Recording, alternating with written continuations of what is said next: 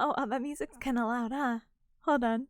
Hi, Rick Hub. Good morning, good afternoon, good evening. Hi. Welcome.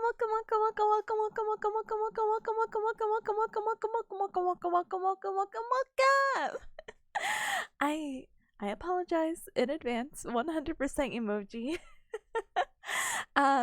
Today's stream has been changed. I'm sure you cubs have seen it, and I'm sure you could also hear my baby Peace crying in the background. I'm so sorry, baby Peace.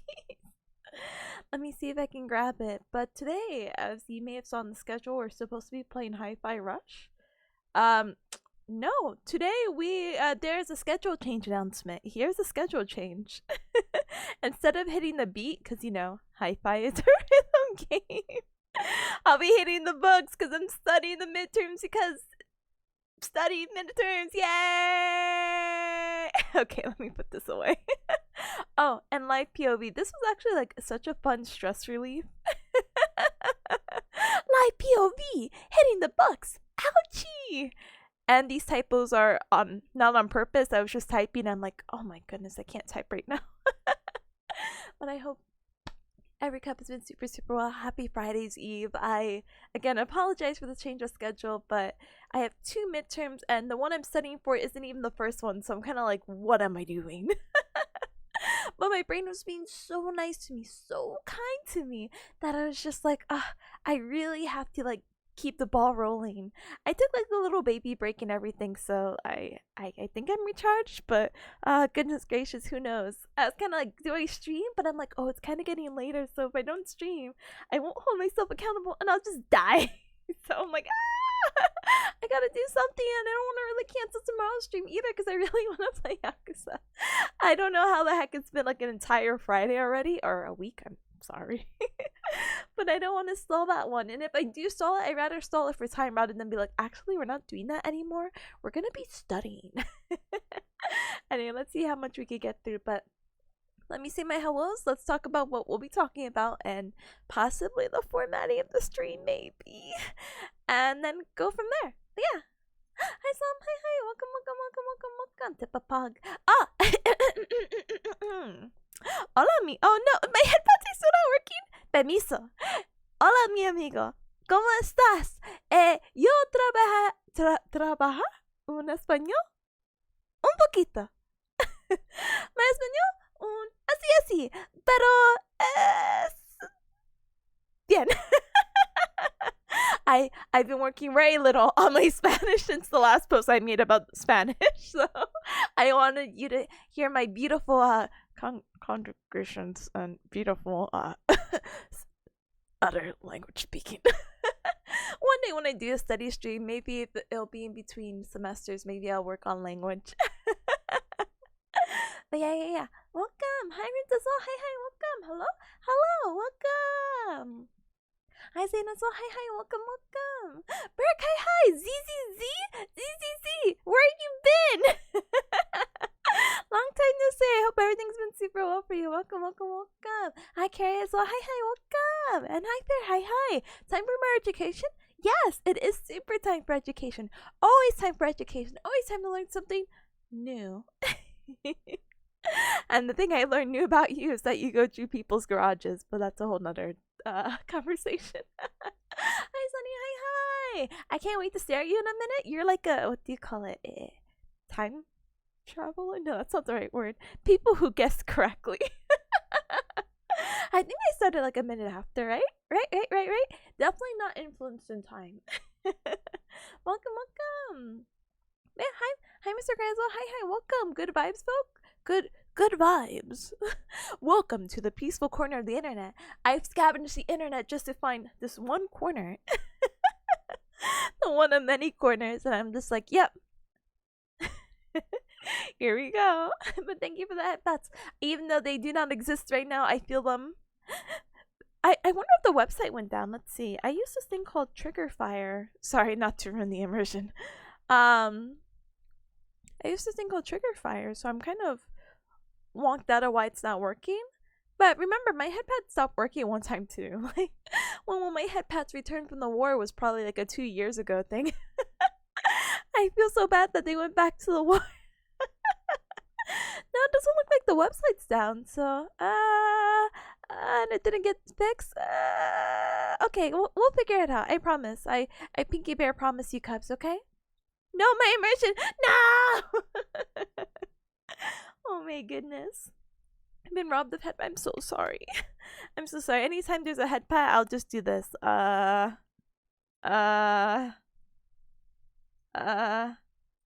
Oh wow, oh my goodness. Thank you. Oh my goodness. Thank you all 2 headpads. Oh my goodness. Thank you. Oh my goodness, I'm being so spoiled. Oh my goodness. Yeah, that's all I'll do. Just gotta put this hand somewhere. I'll keep it here. Ta-da. Oh! Oh wow, another headpad. Oh my goodness, so spoiled. Thank you so much. Thank you.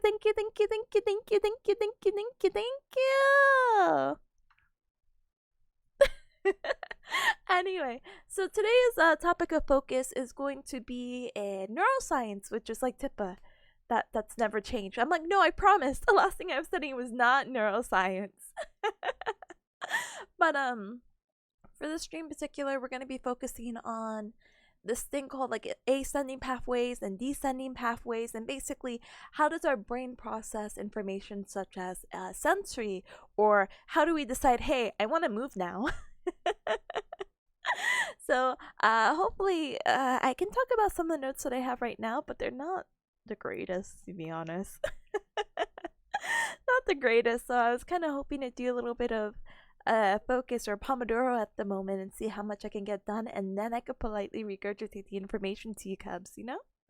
But I can try to talk about what we have, maybe. Oh. Oh. They're all manual headpads? That's okay. That's a small sacrifice I'll have to take. Hi, Cody. Hi. Welcome. Let me give you a hecking shout out. Hello. You're playing Fire Emblem Engage? I want to play Fire Emblem. Ah! Me and Cal are supposed to get $50 each, and we said with that $50 we were going to buy Engage.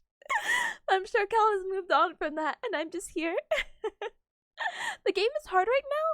Oh, no thank you. Listen, I have my funny haha stories with Three Houses, where, again, Three Houses was my first Fire Emblem. I've never really played a strategy game before, or a Fire Emblem game before, for that matter. And I was like, oh, wow, and I'm getting, like, killed in the tutorial. I'm like, wow, amazing. I suck at this. But obviously I regained my confidence or whatever. But just to think, like, oh my gosh, that's hard? Oh no. I made a mistake of doing maddening? Oh, okay. Never mind. Game okay. You're just crazy. Maddening mode? No, thank you. I already struggle on normal. But I hope you're able to get through it. Stay strong. Just like iron. Stay strong. Anyway, let me see if I could get this set up. I was like, oh yeah, I'll share my notes. Doesn't format my notes in any way.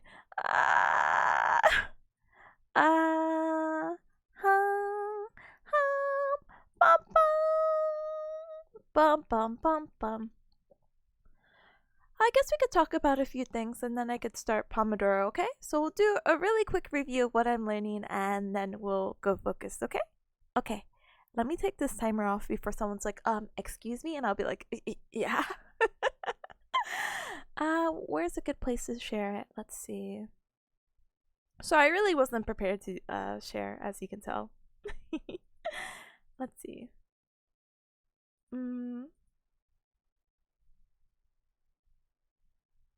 Hmm. Hmm. Oh, good. Good, good, good, good. No, but I have to zoom in because even I can't really read this. Heck. Heck. Okay, here. And here. And here. And then I move myself over here. And then I slightly lowered the opacity so I can make it still look pretty aesthetic. Maybe, maybe not. Hmm. Chroma key, chroma key, chroma key.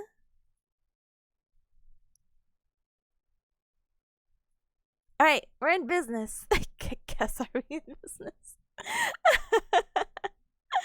Alright, Erika, so basically, so what I've been working on, or what I've really been trying to work on, is a study guide. My professor last night, as you may have heard from yesterday's stream when playing Elden Ring, is that I had a school thing at 8. Well, I kind of forgot that was our last meeting that we were gonna have before our midterm. And so our midterm consists of like 3 units that we have. So we talk about the brain a little bit more. We talk about the CSF, and we talk about how they flow, where they flow, what are the layers of the brain, etc., etc.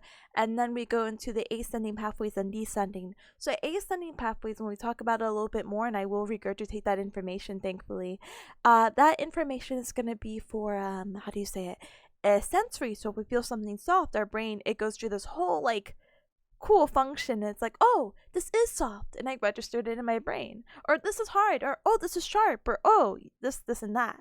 While descending, which is going to be our motor pathways, which I have more information about, that's going to be like, hey, I want to move my finger, or hey, I want to move my leg, or all this other jazz. It's all basically how is that processed through our brain. As you see, as you can tell by the highlight, I only got to work on a little bit in the morning. I was so upset because I was like, I'm gonna wake up early, and then I didn't wake up early again. But anyway, hi Abby, hi, welcome, welcome, welcome, welcome. My fun and studio streamer streaming. I am. That's what I do. I stream. I'm a gamer and a student. Wow. But happy Thursday. I hope you have an amazing stream today. Thank you so much. Happy Thursday to you as well, or what I like to call sorry, what I like to call Friday's Eve. So welcome, welcome, welcome, welcome, welcome. Yeah, no, how do you say it? I I will try my absolute best. I don't think with the stream, of course, I'm gonna get a ton done because this is still a lot of content to go through. So what I was trying to say is that basically everything that has like a link to it is complete. Well, the ones that don't have a link are not complete, so it's gonna be a hot minute. I'm really focusing on Unit 7 right now, the motor systems, because this is a unit that I have this week that I actually didn't really get to go through. So I've been trying to learn from like the notes and other people's notes and etc. etc. But let's start with the basics. Let's talk about what I got for Unit 5. I'll regurgitate what I have for Unit 7? Yes. the motor systems, and then let's go from there, okay? So Unit 5, I forgot the actual name of the unit, but basically you could talk about our meninges. So this is the image of our, I guess you could say our skull, our head. You take off the hair basically, and here's our scalp. So we have our skin, and then it goes each layer. We have the subcutaneous connective tissue right here in the blue, and then in the red we have all these other things. We didn't really talk about them in detail. You're more than welcome to look. I'm scared? Don't be scared. It's okay. It's okay. I'm here. I'll hold your hand. I think what's scary is that people are like, yeah, we've gone through multiple cadavers to like confirm this information. It's like but yeah.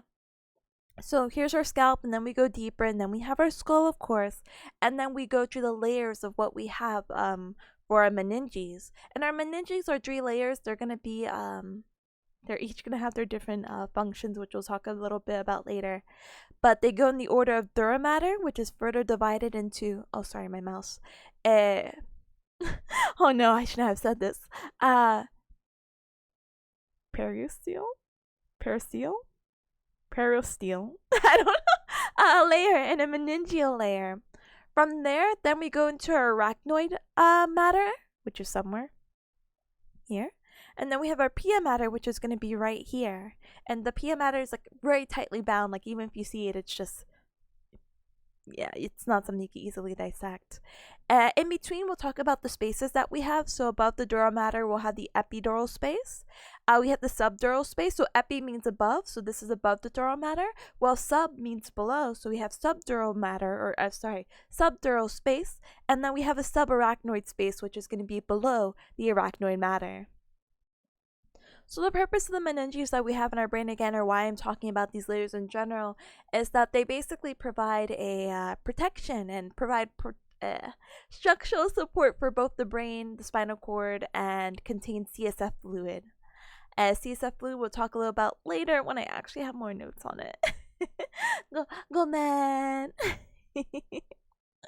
So right now we have our dream membrane. Again, we have the dura, arachnoid, or pia matter. You can use the mnemonic PAD, or you can also say DAP. DAP, like a dabbing, but like put a P at the end. But PAD is probably a better mnemonic because it says what it does. It is padding. It is being that protective layer. Hi, Chiro. Hi. Welcome. Happy Thursday. But yeah, in the order it goes, it's again pia, arachnoid, dura. It goes from deep to superficial, and if you ever get confused like that, how do you say it? I like to say you hold your P in. Yes. And so that's supposed to say like, oh, P matter. P is the most inner layer. Da. So smart. All right, let me uncrop this really quick. CSF fluid, like Attack on Titan. Pog reference. Yeah, basically we all have CSF fluid, so yay for us. Alright, so let's break it down a little bit. So dura matter, or I think they say dura mater, I think that's the pronunciation. This is gonna sound like how it is. Durable. So dura matter is going to be a protective layer, which again we talked about being consisted of two layers, or it can be categorized, it could be divided. There's just two parts to this dura matter, okay? So we have the periosteal, oh god, layer, which is going to be the outside layer of the dura matter. This actually has extracellular collagen, which is going to give that dura matter its strength. I would love to show you guys what dura matter looks like, but just think of it like a swim cap basically for the brain. And then we have our meningeal layer, which is going to be our more inner layer. So this is going to act as a shock absorber, and it's going to help anchor the central nervous system, which again, we have said multiple times that our central nervous system is going to be our brain and spinal cord. Anything other than our brain and spinal cord are going to be considered peripheral, or our PNS system, or peripheral nervous system, yes. So our meningeal layer is going to actually, we're going to talk about it a little bit more. And what's really cool about the meningeal layer is that's going to create these folds, and it's going to make these separations called sinuses. So we have sinuses in our head, which is going to help be really important for our venous drainage in our blood, or in our brain, which can help blood leave the brain. Da-da. And so the meningeal layer is going to have two of these what do you call it layers. Or sinuses. Well, maybe not sinuses. Would you consider it sinuses? What is the fuck? It's a part of the dura matter. Anyway, so the falx cerebri is a part of the dura matter. Again, it's going to be this big, where's my mouse? Here you go. Big blue structure that's going to help kind of separate the brain's hemisphere. So again, haha, your left brain or right brain. Well, you have that division not only due to your longitudinal fissure, which is the divide that's making it left or right, but you're also having this as a supportive measure as well. In addition to the dura mater in the meningeal layer, you're going to have the tentorium cerebelli, which is going to be like this tent-like structure, which is a little hard to see. But you see it kind of pops up like a tent right here. And then let me go back.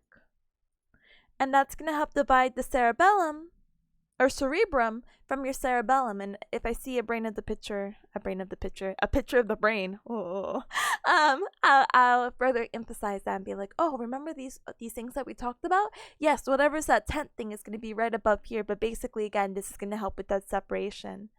Alright, so we're talking about our most outer layer, so now let's go to our middle layer. Let's talk about the arachnoid matter, okay? So sorry. So our arachnoid matter, what's gonna happen here is that that's gonna help suspend the brain in place. It's like a cobweb like structure, and that's going to be the layer that's going to contain the cerebral spinal fluid.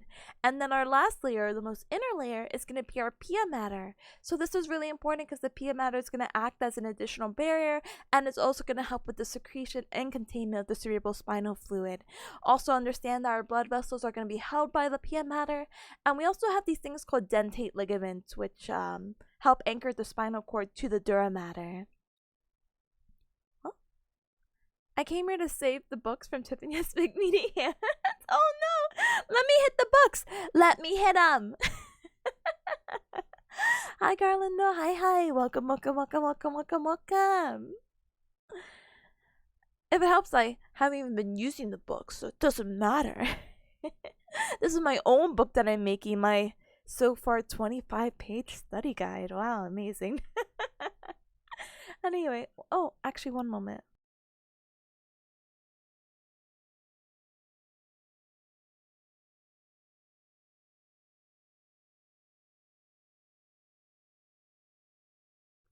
I thought it was a good time to do a hydrate break. Alright, so let's get back into it. So, we talked about the layers, we talked about the meninges. Now, recall that I talked about the spaces as well. So, the spaces kind of vary, and again, we'll talk about that as we define them a little bit more to give you a better idea of how they're going to relate to the meninges. Good luck, Dr. Professor Biologist. Thank you, Garland. I appreciate you. Thank you. Have a good one, okay? Thank you. Alright, so the spaces and associated pathology. So we're going to go from our most superficial to our deep layers. So let's talk about the epidural space. So again, epi means above, and that's going to be above our dura mater, that protective layer we were talking about. This is called a potential space, and I was like, what the heck is a potential space? It turns out a potential space is basically defined as a region of the body in which two surfaces remain adjoined, but they're separated by only a small amount of lubrication. So the epidural space is a potential space that's going to contain the middle meningeal artery. This is important because we'll talk about the pathology in just a moment. And just recall that the middle meningeal artery is going to be a branch off the external carotid artery, which is a very important artery. If this is impacted, if there's any damage to it, it's going to lead to an epidural hematoma. So hematoma is going to be bleeding in the brain, and what's going to happen here is that this is what your brain is going to look like if we were going to do a CT scan, MRI right here. Yeah. So what's going to happen here is that there's a rupture of the artery, and this is most likely due to a fracture of the temporal bone. So recall that the temporal bone is like, you know, when people are like, ugh, I have a headache, and they reach for their temples and they try to like do circular motions.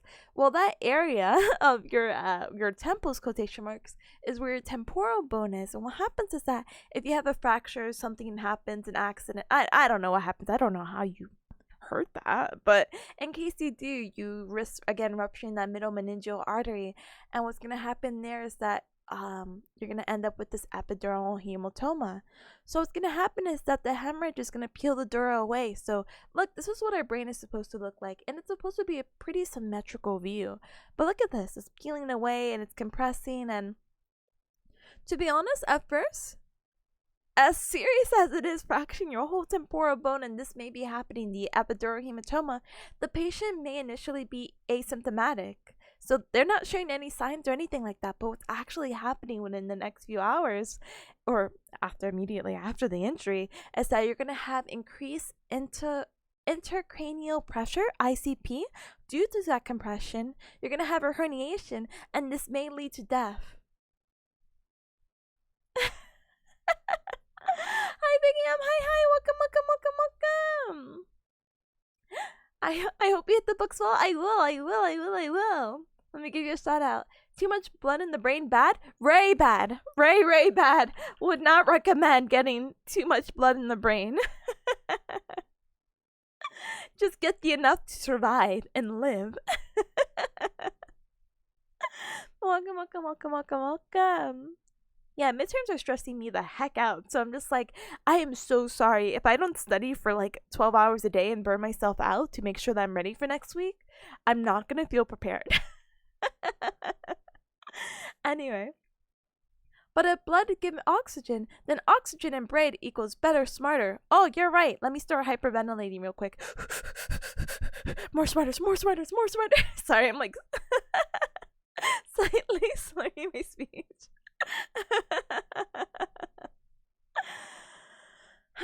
It's true. You're absolutely right. But anything in excess is just bad. Too much of a good thing could even be a bad thing too.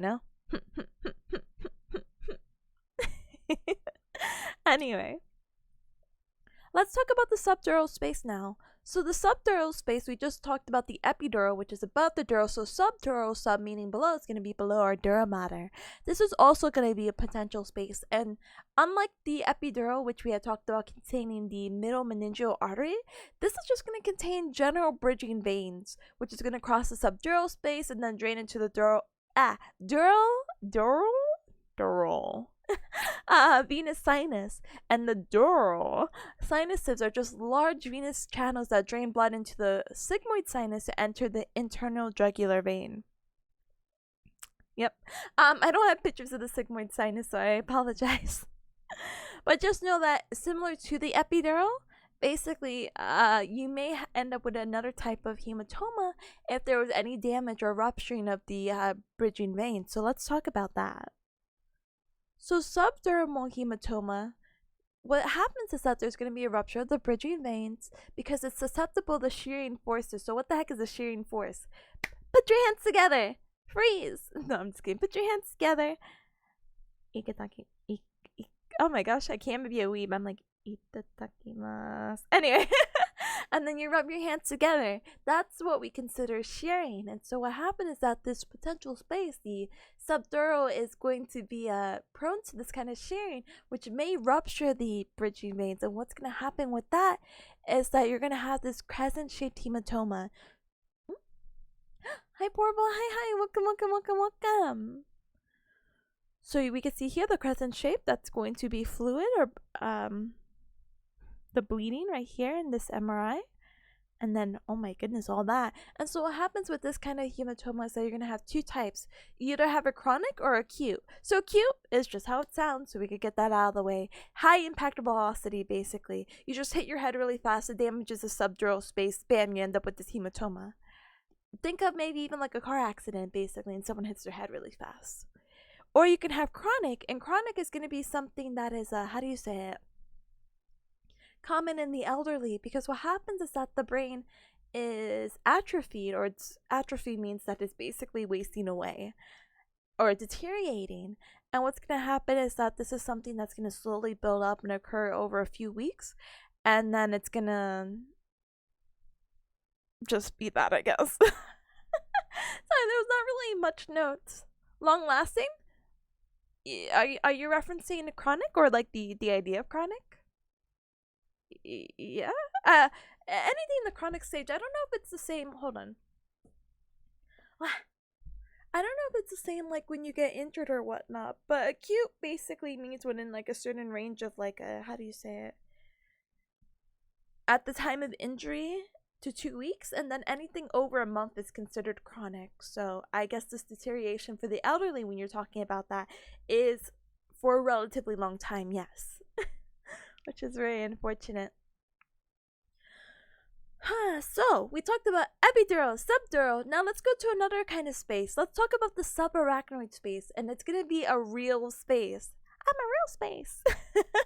And that's gonna be really important because it's gonna be a space that's gonna contain our CSF, our cerebral spinal fluids, and major arteries. So basically, we have any damage to the major arteries that could lead to bleeding into the CSF, and we don't want bleeding into the CSF because CSF fluid and blood are two different things. And what's going to happen is that if you have damage, you might end up with subarachnoid hematoma. So subarachnoid hematoma can also have two types of onset. So this could be either, traumatic or non-traumatic. So traumatic, basically just how it sounds. Traumatic event, maybe again, sudden, I don't know what they meant by HA. Is that embarrassing? Sudden catastrophic HA. I tried asking my classmate, but they weren't sure, and I'm like, what? In the PowerPoint, they only just say HA2, so I'm like, heart attack? But I'm like, no, I've never seen anyone abbreviate like heart attack like that. So I'm like, huh? But yeah, sudden rupture, da da da da, and then the non-traumatic, which is just gonna be it just happens. It's just bleeding, and that happens, and it's just a rupture that's gonna occur, and that's gonna create this hemorrhage. So,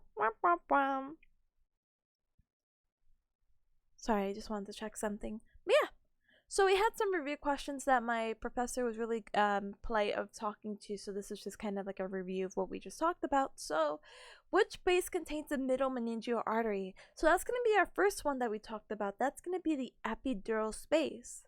What about the one that's going to house the CSF fluid? That's going to be the last one we talked about. That's going to be the subarachnoid space. And then also is going to house some major vessels, which they didn't really specify in the major vessels, but you know, whatever.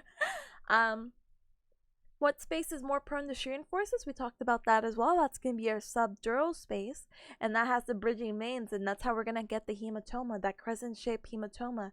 That's going to occur because, how do you say it? That shearing force, again, if you put your hands together and you start like rubbing it, like, oh, I'm so cold, that shearing force is going to rupture those veins, and you're going to end up with, again, subdermal hematoma. HA maybe means headache?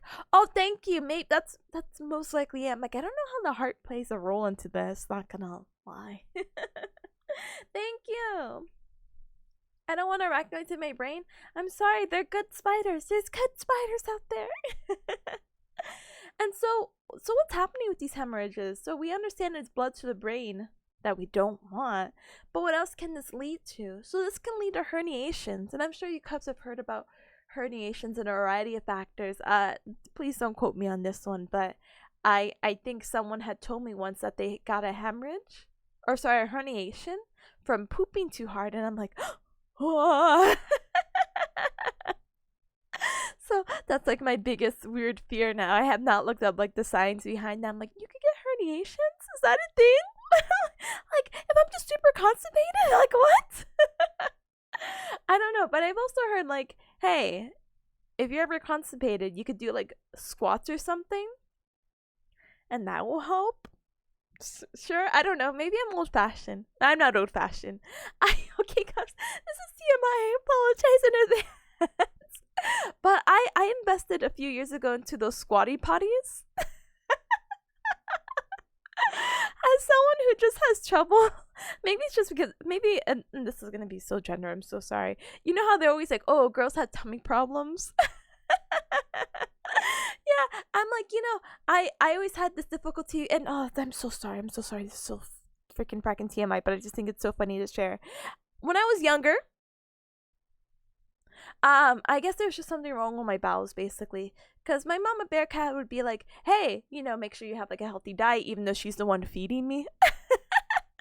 And she's like, you need to make sure you poop like multiple times a day. And I'm like, multiple times a day? I poop like once a week. Is that okay? And she's like, we need to take you to the hospital. And I'm like, what? Luckily, we never went to the actual hospital for it, but apparently that's not a normal thing that's supposed to happen. All males have a hernia? What do you mean all males have a hernia? What do you mean? Doing squats forever? Me right now. Zach says, have a good study stream. I should politely leave the tab open. I'll take you a nap with the baby.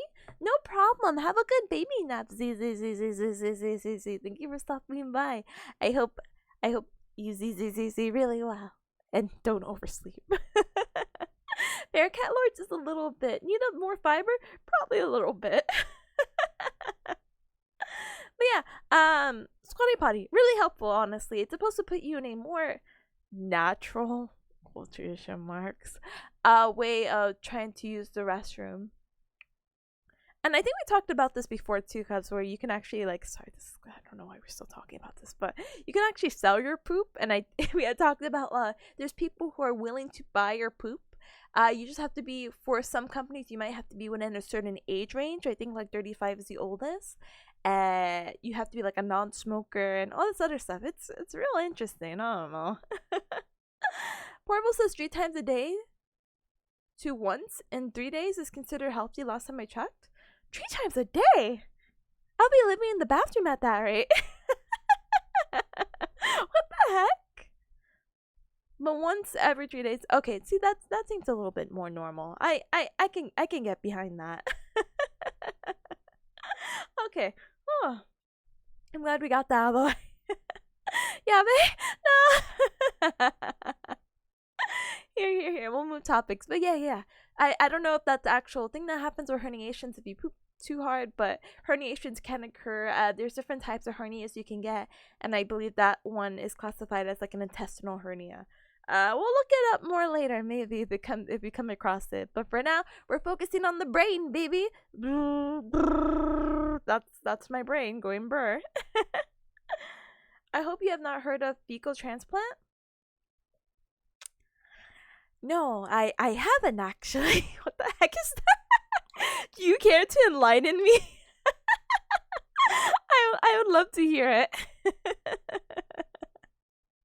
Don't look it up. No, just tell me a TLDR, and I'll wrap up this as we transition over. All right, and the last question. Oh yeah, the herniation. So we didn't really talk about that, unfortunately, but we'll talk about it a little bit later when I have better notes about it. Okay. All right, so let's move on. Let me see.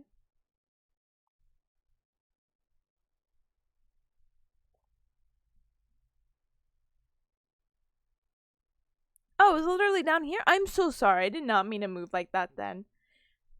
It's getting healthy bacteria from a donor? Blech. Blech. No, thank you. No, thank you. It's okay. I'll just eat, I don't know, yogurt or something. No, actually, well, that's... Okay, I'm going to stop talking. Anyway. So that was a little bit of Unit 5. Now we're going to skip to Unit 7 because I have no notes on Unit 6 right now. This is what I'm going to be working on when we go into our focus stream. But we're going to be talking more about the motor systems and, again, how our brain processes stuff. So we have to understand that when our motor systems, again, if we ever want to move, like, hey, I'm gaming and I'm moving my mouse, or, oh, I'm moving my head just like this so I could be cutesy. Ahaha, teehee, ahaha. I'm sending the signal from my brain to my head. Okay, maybe let's use a better example. To my gamer hand when I'm playing games to do certain actions, you know? So what's going to happen is that these descending pathways are going to be a top-down control, and these motor systems are going to help control motor output and movements, whether it's voluntary or involuntary.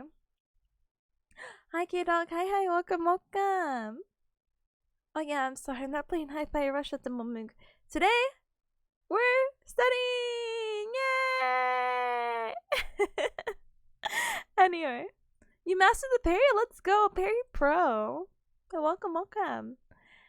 And you just need to understand that the motor systems are somatotopically organized, and we'll just talk a little bit about that. So when they talk about organized, they're talking about like this. Your brain has certain sections that are dedicated to each thing. So we have our central sulcus right here, so anything in the front is going to be in relation to our motor. Excuse me. And anything behind here is going to be related to our sensory. And so we could see an image from the top just being the same way. There's our central sulcus, and then in the red, motor, and then in the blue, it's going to be sensory. So right here, we can also talk about our homunculus. So I know that was like a really spooky topic for some of you guys, like, what the heck is that thing? So our homunculus, again, is supposed to be like where most of our innervation is going. Like, again, let's use something more normal. Our lips, our face, our nose, our eyes are going to be more sensitive or more needing of sensory input and innervation in comparison to our leggy. Let's say our leggy and not genitalia. Similar to motor as well. Our face can do so many complex things. Like I could go, you know? I could do all that while my foot doesn't really need that, you know? My foot goes up, down, left, right. I guess some diagonal. I don't know. It's just not as complex, or it doesn't need to be that complex. So we don't really need to dedicate a lot of brain power to it, you know? Hi, sir, by the way. Hi. Welcome. And thank you, K-Dog. Please eat something super yummy. Please have a good breakfast, lunch, and or dinner or brunch. Ooh, ooh. Thank you. Provo says some people study by reading, some use pictures. Tip does it by streaming and Twitch. I do. I'm so quirky. Ahaha. No, but seriously, I was studying. These are my own notes. these are my notes. I just want to be held accountable for studying, but like by just politely regurgitating stuff, Anyway, it's your dinner. Oh, have a good dinner then. Thank you. So let's cut the spinal cord. I know it's kind of like tip, but that's kind of dramatic. So if we cut the spinal cord, what happens is that you're gonna have this really pretty like butterfly shape into it. Oh, my mouse. And this is the ventral or the front side, and then here's gonna be the dorsal or the back side. I know this is gonna be a little weird. The reason why I always remember that this is the dorsal is because like if you look at a butterfly, I associate dorsal with like the bottom portion, and so I'm like, okay, this is the bottom portion of our butterfly, so this is gonna be our behind. Okay, these are like the wings in the front of the butterfly. Then cool, that's gonna be our anterior or our ventral side. So what's gonna happen here? Why we're explaining this? So ascending pathways we're gonna ignore for now. Let's focus on descending. We're talking about motor. Let's skip some of these. These are just talking about where the tracks are going. I have not really gotten there yet, so please forgive me. But let's focus on just a general sense of our motor systems in both the lateral and the medial. So why is this important? So in our spinal cord and how everything is going to desiccate and interact with each other and all depends on a few things. We can kind of break it down into its most basic form. Okay, so are these going to be lateral motor tracks or are they going to be medial motor tracks? So are they going to be in the red, lateral, or are they going to be in the blue, medial? So okay, Tipo, what does that mean? So if you are a medial motor system, what is going to happen is, what do you call it? It's going to be in relation to the girdle or the trunk or the basically anything within like the how do you say axial skeleton, close, I don't know. Axial just means like the center, your main parts, while like your arms and legs are like not axial, they're perpendicular. Oh gosh, I don't remember the names of these.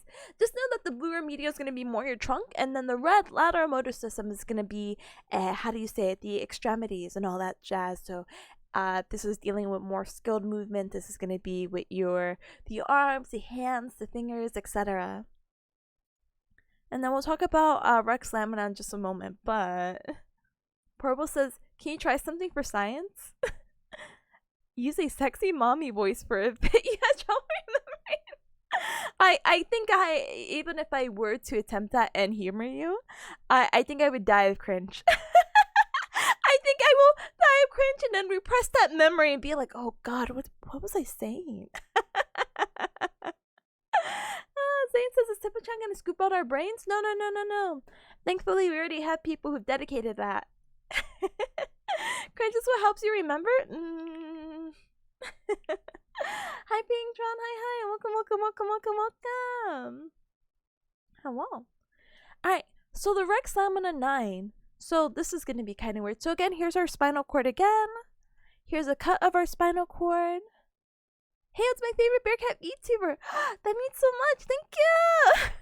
Alright, K-Cubs, I do have a side segment. You're gonna absolutely hate me, okay? Okay, I met another bearcat VTuber, and it's like, what? They followed me yesterday on Twitter, and I got to like pop into the stream because they were live, so I got to talk to them for a little bit. They're actually really nice. And it was so funny because just a few days ago I ran into my how do you say it, debut video. Please don't look it up. And my debut video, which is like, oh look, it's my model and it's my voice reveal. My name is Tipanya. I was like, hi, my name is Tipanya, and I'm a bearcat VTuber. You know, I don't think I said I was the only bearcat. I don't think I would make that claim, but I was like, if I ever meet another bearcat VTuber, I'll greet them with open paws. That was literally my debut video. Did you know bearcats are endangered, so we have to stick together? And so it's really interesting to see like another one out in the wild, which I mean, I guess, right? But they're different. They're different because this is in no way like how to say it. This is the only way I know how to explain. So I apologize. I mean no offense to it. They're more furry. That's how you say it. Like I'm an antro, or what they say like kino. What is the word? Kinomimi? Kenomimi? I don't know. Girl with animal ears, right? That guy is just like full bearcat, and I'm like, I respect it. I was a coward. I understand. I was a coward. There you go. Thank you. How about a cat bear VTuber? Absolutely fake. No, I'm just kidding. I miss Cat Bear.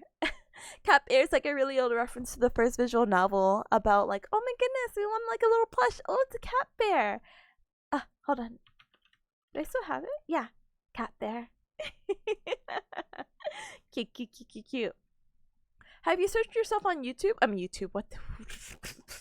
Have you searched yourself on Google? Yeah, but I get like this Indian singer, so you have to look up Tipanya on VTuber or something like that, you know? Stick two bearcats together? Got it? Wait, what are we sticking? Wait, what? It looks like a match made in heaven? Possibly? I think it'd be interesting. I was like, my brain, which is so dumb, was just like, it'd be cute because you guys are similar to collab, but I'm like, I think I have to know the bearcat first before I'm just like collabing based off just like, tee, we're bearcats. I mean, that goes with anyone though. I'm not to be like, I'm picky with collabs. I just don't find myself doing collabs, which is I don't know what that says about me as a person. I want to do more. I'm so super set on doing more collabs in a sense that is in a controlled environment, which sounds kind of sneaky. But again, like, you know, the Who Wants to Be a Gallionaire, I think is like the perfect controlled environment to do a collab, because you don't have to really feel obligated to like hold conversations unless you guys flow really well together. Then of course that'd be like a fun, cool collab. But like, you don't have to be like, how was your day? It's like, here's some questions. How about yourself? Here's a little mini interview. Wow, that was so fun. Thanks for joining. Yeah. I want to do it so badly. Hopefully I could get Tara to join. I'm gonna ask and follow up with her next week, because I know she got like really overwhelmed, especially with everything happening with her in her personal life and her little doggy getting surgery. I think the surgery was this week or something like that. I have to double check. Or maybe it's next week. Heck, either way, I want Tara to be on so that I can get everyone else on, and then a beat hit straight to the brain. Bah! That's what we call concussion. Hi, Sarah. Hi. Welcome. Has to be comfy? Oh, I don't know about them that much to be comfy, though. Or are you just talking about collab partners in general? Yeah, I don't know. I mean, matching the energy would be nice, I guess. I don't know. They don't have to be equally as like, hey, fill the silence with every breath you take. But like, I don't know. Would you believe? Because I'm like, oh, I don't know. And it's like, Tippa, you've been streaming for almost 3 years, and I'm like, oh god. I feel so bad because, okay, side tangent really quick as well.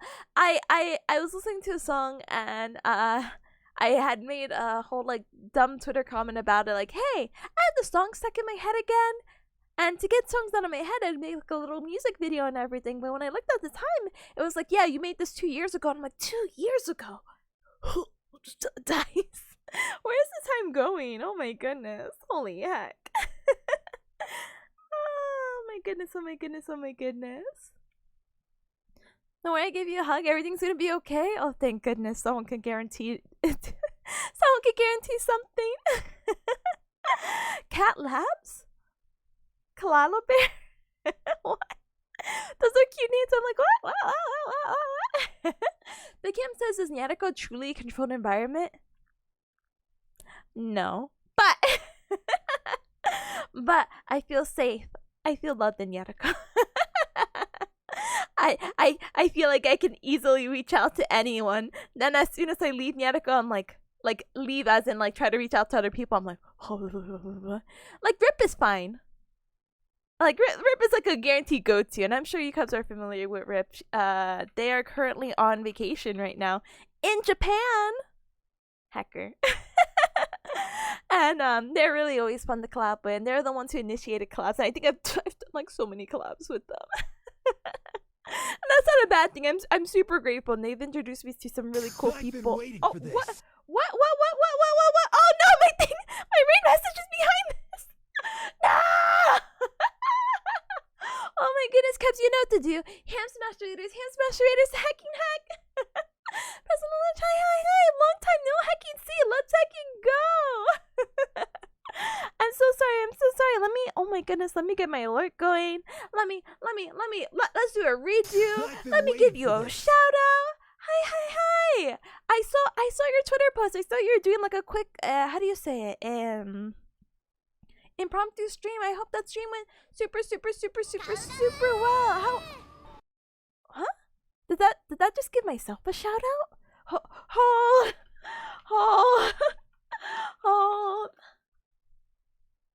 Ah, perfect. Metopia, let's go. Oh my goodness. But hi, welcome. Thank you so very much for the raid, and welcome, raiders.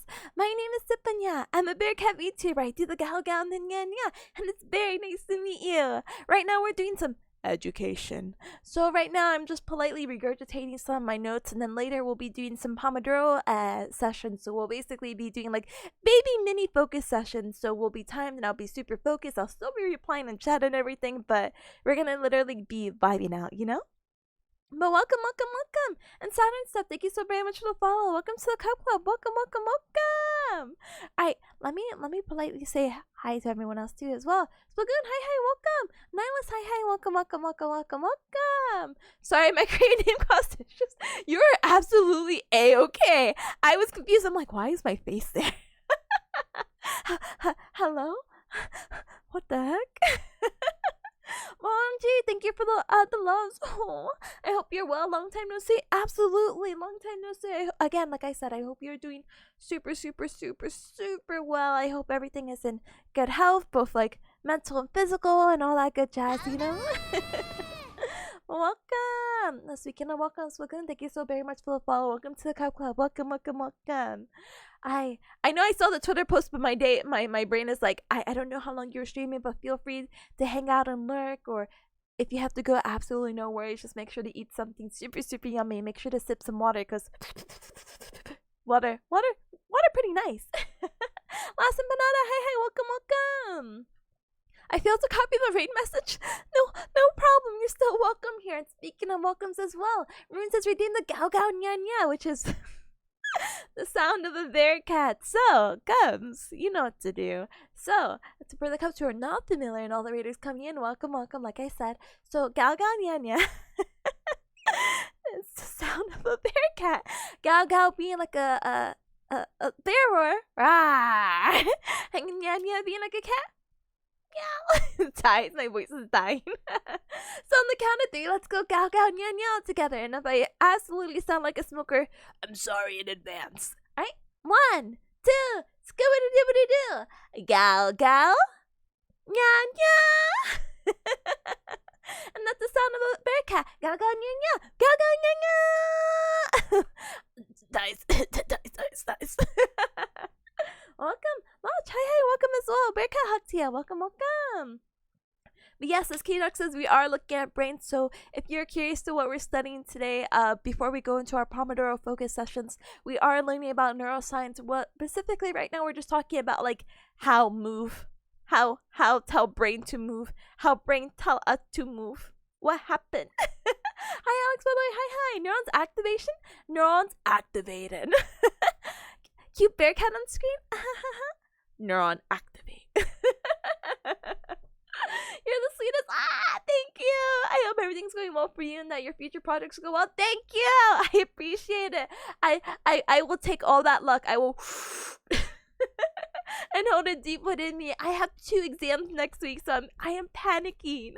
I'm panicking, but thank you, thank you, thank you. I appreciate you, and thank you all because for the gao gao nyan nyans. Huh? I kind of like the idea of doing something like this, but talking about mental health anatomy. What a fun idea! Go for it. It's honestly been like, I know we could talk about this like in extensive detail whenever you want. HMU, hit me up. But how do you say it? I think it's just so fun to be able to talk about content like this. I mean, I'm not the most passionate about neuroscience. I think neuroscience is really cool. I think anatomy in general is just super, super cool. This is just my notes, obviously, but I think it's just fun to share things that are applicable to like other people, or just sharing your like special interests. Like, bro, if you wanted to do a whole PowerPoint on like Pokemon or something, go do that. Technically, didn't you do that as well? Didn't you do one for it was an Idol series. Was it Idol Master? I don't think it was Idol Master. I'm a fake fan. I'm sorry. That was like many years ago at this point too. Idol Master, you're so big, right? Let's go! My memory is so particular. Remembers this, doesn't remember what I learned last week. Oh, what a shame. But yeah, I just think it's so fun to talk about stuff and then being like, whoa, people are gonna listen? Cool, let's go!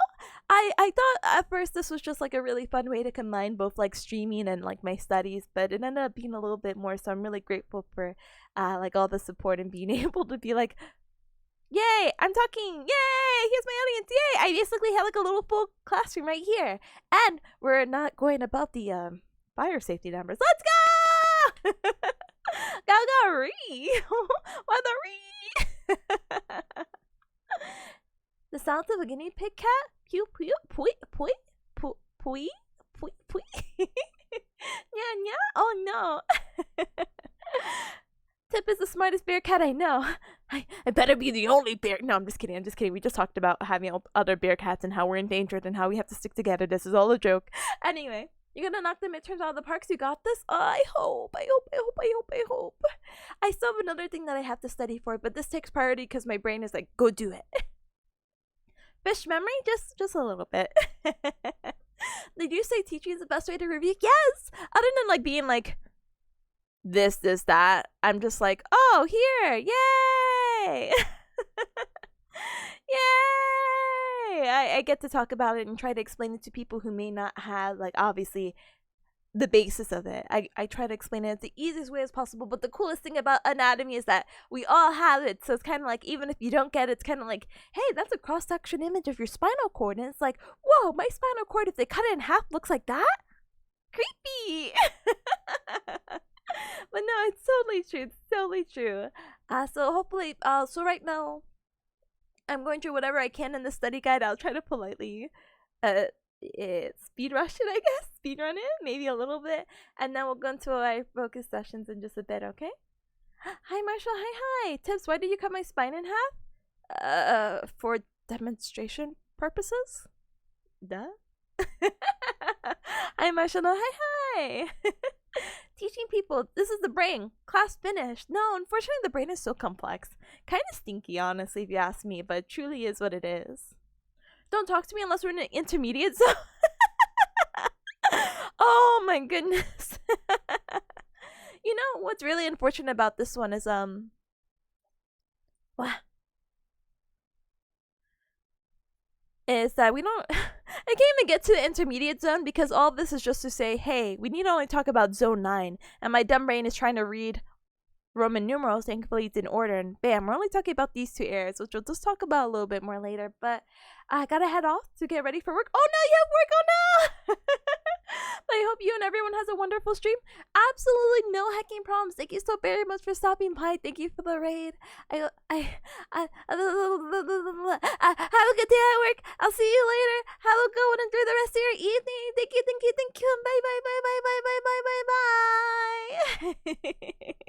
Bye. Oh my goodness. We'll have to catch up soon. Anyway. So yeah. Big heart emojis, but in voice. Heart emoji. Oh my goodness. Okay. Okay, so this is the cross section of your spine. So when I refer to that, that's basically the idea of we're cutting your spine in half. And again, we're having this butterfly shape. So again, this is going to be the back or the dorsal side, and this is going to be the front of your spine, the ventral or the anterior, the however the heck you want to say it. Some of the terms are interchangeable. She wants us to know about this thing called Rex lamina, which can also be called as the nuclei. But the names are also interchangeable. It just depends on what areas that we're talking about. So right now what's happening with this is that the Rex lamina, we're going to be focusing on area 9. Area 9 is also going to be referred to as our medial and lateral motor nuclei, which we had just talked about right up here, saying that if we're talking about more medial, we're talking about our trunk or the axial area, while the extremities are going to be more lateral. So let's zoom out really quick, okay? Hi Blood Knight, hi, welcome. IDKY, as soon as I woke up, I watched this. What is that supposed to mean, huh? Huh? Should I be insulted? Should I be flattered? How should I feel about this? No, I'm just pulling your leg. Welcome, good morning. Good morning from your nap. Good morning from your regular sleep schedule. I'm so proud of you for being like, yeah, I'm gonna hear a lecture about some bearcat talking about the brain. Welcome. Alright, so another picture of this. So the reason why we need to know about area 9 is what's happening here is, again, that's going to be referred to as our alpha motor neurons, also known as our lower motor neurons, and we'll talk about that a little bit later about the difference between upper and lower. Basically they also say other information like like pyro garlic. No, seriously, pyro garlic. Hi. Thank you so very much for the follow. Welcome to the Cup Club. Welcome. So again, another thing in addition to the medial and lateral knowing the difference is that we need to know about superior or dwarf. This is weird. They say superior, and I'm just like, that's so weird. I guess if you're looking at it like this, I guess. Superior or dorsal can refer to our muscles for flexion. So again, like our bicep curls, or if we wanted to bring our shoulder overhead, that's shoulder flexion. If we're bringing our arm overhead, we're putting the shoulder into flexion. We're doing bicep curls, we're flexing the elbow. The superior of this up here is going to be in reference to that. So we had some lesions somehow there, we might lose our ability to flex. And then inferior, more ventral or anterior or front, however you want to say it, that action is going to be responsible for extension. So same thing, if we were to have a lesion and we're having trouble with extension and we have a spinal cord injury, that is what may be present, that may be what's happening. So that's more explanation there. This is the same thing we said, but with some wacky colors. Alright,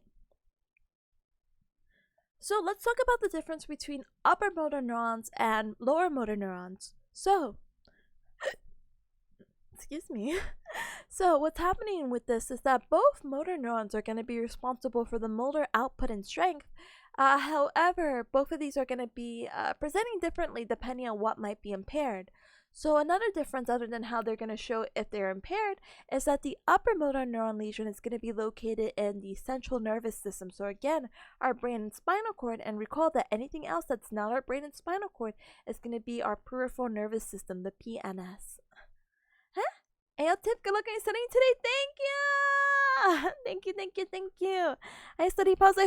I hope you passed your test. I hope your first neural exam test was super good. Chef kiss. I know it's been I think like 2 weeks. I am sure you have like another exam up your sleeve like I do. If our pacing is the same, you have a test next week and I am sorry in advance. But welcome. Let me hydrate really quick because my voice is dying. Ahem.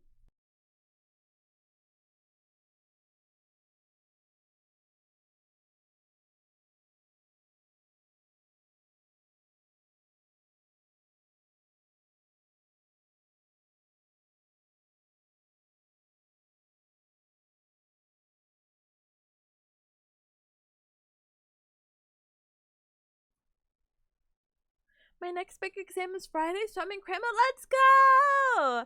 I've been studying this morning, like all morning, and then I think once I hit 12, I'm like, oh, it's lunch for 2 hours, and then now I'm back with a, hey, I think it's time to go back and study. I can't even game because if I game, I feel like I'm being unproductive and I'm gonna fail my two terms. God, 2 terms, what the heck? My 2 exams, so I'm like, panic mode! But loads of pathways and reflexes to memorize? Same, right now I'm on the ascending, descending pathways. Let's go! Pathway buddies! And thank you, Alex, for the posture check. I appreciate you. Thank you, thank you, thank you, thank you, thank you.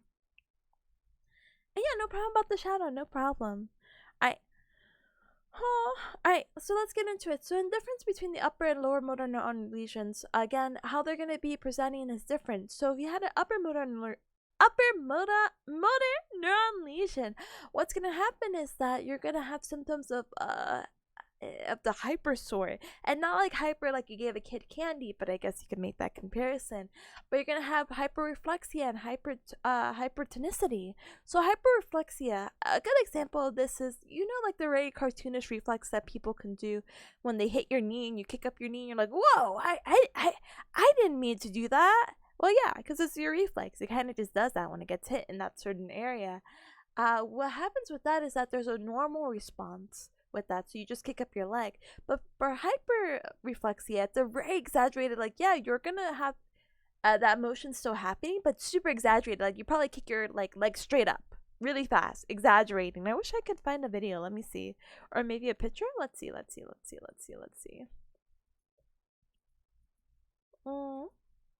feel you. Please don't forget to take good care of yourself. I will try my absolute best, honestly. Let's see. Hyperreflexia. Da da da da.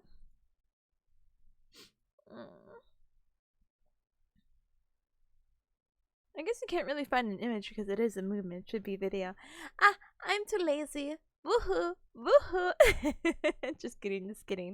No, but in all seriousness, just think of an over-exaggerated movement. So the opposite of that is going to be the lower motor neuron lesion. So you're going to be presenting what? Hyporeflexia. So yeah, you kick out your leg, but it's not a normal response. It's kind of like a it's like so baby. So imagine like a regular hit to the knee and you kick out your leg. You're like Hyporeflexia is like a and hyperreflexia is like a So yeah, that's basically the difference. So I'm so sorry about the screen. But yeah, atrophy may not be present in an upper neuron lesion because of the hypertonicity that you have. Basically, you're supposed to have like this descending inhibition that's going to make like a check and balance, but because of everything that's happening with the upper motor neuron lesion, you're going to have hyperexcitability, so it's going to kind of prevent you from being or having your muscles, I was going to say disintegrate, degenerate or have that atrophy, because you're actually going to have this excess movement. You're more likely going to have atrophy, goodness gracious, with the lower motor neuron lesion, okay? And then here's just another chart. Here's just the brain, okay. So, the information we were talking about with the Rex lamina and what is lateral, what is medial, this is now where it's going to take its part, and this is where it's really going to shine, and this is what I have to study in. Let's actually just talk about this a little bit, okay? But let me also clear my throat again. I'm so sorry.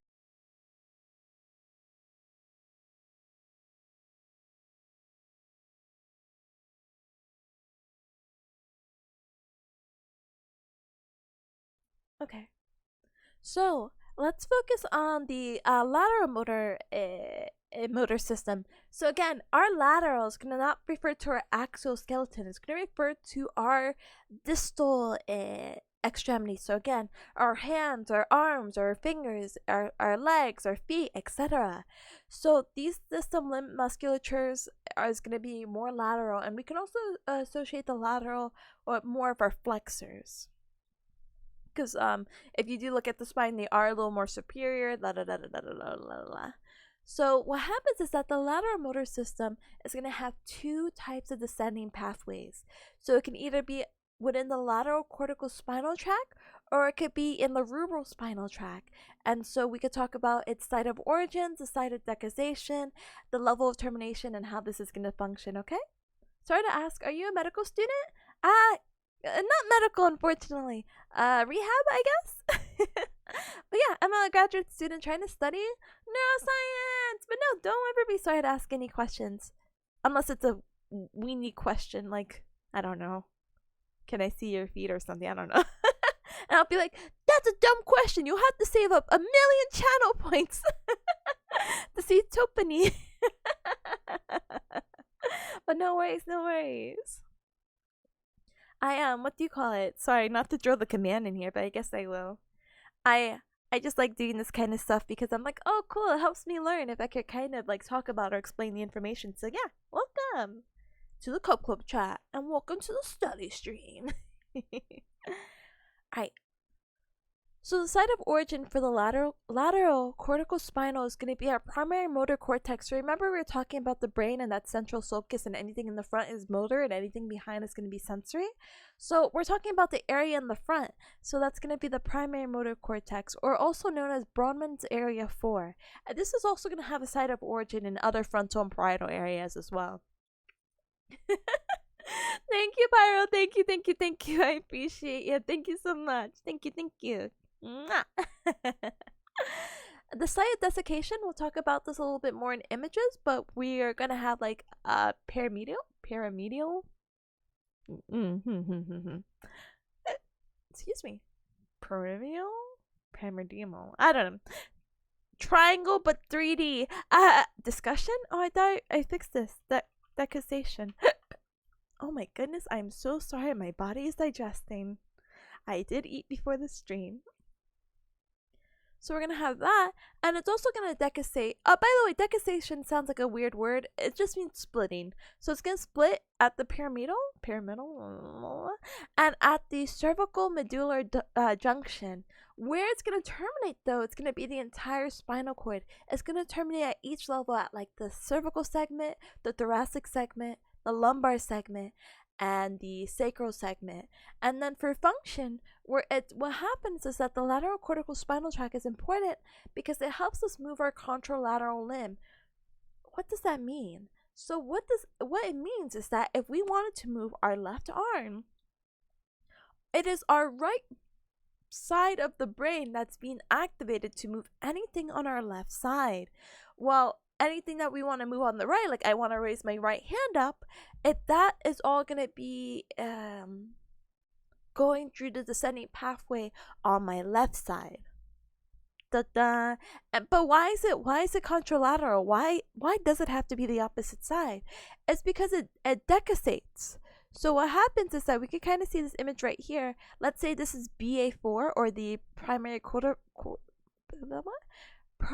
motor cortex. It's going to go down, it's going to decussate or cross over, and here again, this is the area of the decussation, the pyramidal that we're just talking about. As it crosses over, it goes to the other side, and then it goes here, and then it interacts with the muscle. So that's why we're going to have the opposite, because somewhere along the lines, it's just going to cross over. Alright, let's talk about rubral spinal tract. So the site of origin is going to be different. It's going to be at the red nucleus, which is a very specific structure that you have in your midbrain. And we talked about the midbrain being also referred to as the mesencephalon when we were talking about the development of the spinal cord and etc., etc. The site of desiccation, however, is going to be at the ventral, so the front, tegmental decussation, which is also going to be in the midbrain. The level of termination is not going to be the entire spinal cord, but we're going to be focusing on the cervical cord. And this track is a little bit weird because actually people don't really know how it functions. But it's a very, very, very safe assumption to say like, oh, it's just a movement of the contralateral limbs. Okay. Also, the red nucleus is only actually red in the humans. It's not red in animal brains? What the heck? Really? Boo. Actually, now that you bring that up, let me check something really quick. Da-da. Red nucleus. Let me show you guys a picture really quick if I could.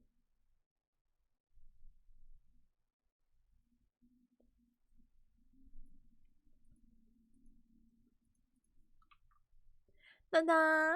It's still called the red nucleus in animals. It's okay. We love. My brain is trying to find the words. Connections. We love connections. I don't think that was the word I was looking for. Yeah. So basically, think of the brain cross section. Here you go. We cross this horizontal, and then if we were to look at it, this is the red nucleus. As you see, it's red. Yay! And that's where the site of origin for our cerebrospinal tract is gonna be. Da-dang! Alright, level of termination again, and again, like I said, the function's unknown, but we're going to also say that because it's the lateral motor system and lateral cortical spinal does this, we can also make a safe assumption that the cerebrospinal tract is going to do the same thing. Again, still unsure at this point. Now, that's 2 of our 6 descending pathways. Let's talk about the remaining 4. So the medial motor system. So again, let's refer to the medial part of our body, the axial skeleton, our trunk. This is really interesting. I don't know too much about it, so let's learn this together, okay? So also, again, in addition to the axial muscles, we're also going to be talking about our extensors, which again, we had associated the extensors being more ventral or to the front or anterior, however you want to say it. This medial motor system is really good with dealing with posture and our postural balance. So are we hunched over? Gosh, I hope not. Posture check. Thanks, medial motor system. Big thumbs up emoji. So let's talk about the tract. So we had the anterior cortical tract. So we just talked about the lateral. Now let's talk about the anterior. So the anterior, what's going to happen is that its site of origin is going to be at the primary motor cortex, so similar to our lateral, and the supplementary area. Oh. Where does it desiccate though? It doesn't.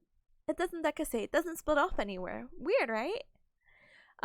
We'll find out more about that later, and I'll probably get an explanation as soon as I go in more in depth with the notes. Level of termination, we're going to have our cervical and upper thoracic cord. And for our functions, we're going to talk about the control of bilateral and girdle muscles. So again, our trunk is going to help control the trunk. Pretty sure it decussates in the midbrain? Probably. I'm not going to lie to you. My professor was just like, this is the only one that does it, but if it had to have a decussation, I would also say midbrain. But she left it blank. The table where even in our textbook is blank as well, so I'm kind of like, Hi Matt, hi, welcome. So let's move on. So our vestibular tracts, keep in mind that we have 2, so we have multiple tracts. Hello, what's happening here? So what's happening is that we have multiple, and I wish I had specified a little bit better with the bold. Hold on. So these 2 vestibular spinal tracts, we're going to have a medial and a lateral. Hi, God. Hi. The blank spots are for you to make up. I wish. I will do so good on the exam. I will pass it with flying colors if I could just make stuff up. Let me give you a shout out. Welcome. And Matt says, how are you? Bad. But thank you for asking. I appreciate you. Thank you. Alright, so for the vestibular spinal tract, so we have the medial, and the medial, what's going to happen is that, again, medial and lateral will make the difference, and where the site of origin is going to be for the medial VST, the vestibulospinal tract, is going to be the medial and inferior vestibular nuclei, and then lateral is going to be at the lateral vestibular nuclei. So it's pretty like, oh, medial to medial, lateral to lateral. Mwah, chef kiss. Alright, where's the area of decussation? We said that it doesn't decussate, so whap whap. But where's the area of termination? So it's the termination for the medial is going to be at the cervical and upper thoracic cord, while the lateral is going to be the entire cord. I really don't know the difference for this, unfortunately. I don't know why that's the case, but I still have to take notes on this, so hopefully I'll come back with an answer. But if it helps, maybe not.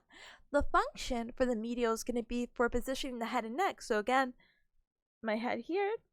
Oh, sorry, my camera's not catching it. My head here, my head here, my head just here at neutral. That's going to be your vestibular spinal tract at work and making sure that your posture of your head or the position of your head is good, okay, or whatever you need it to be, basically.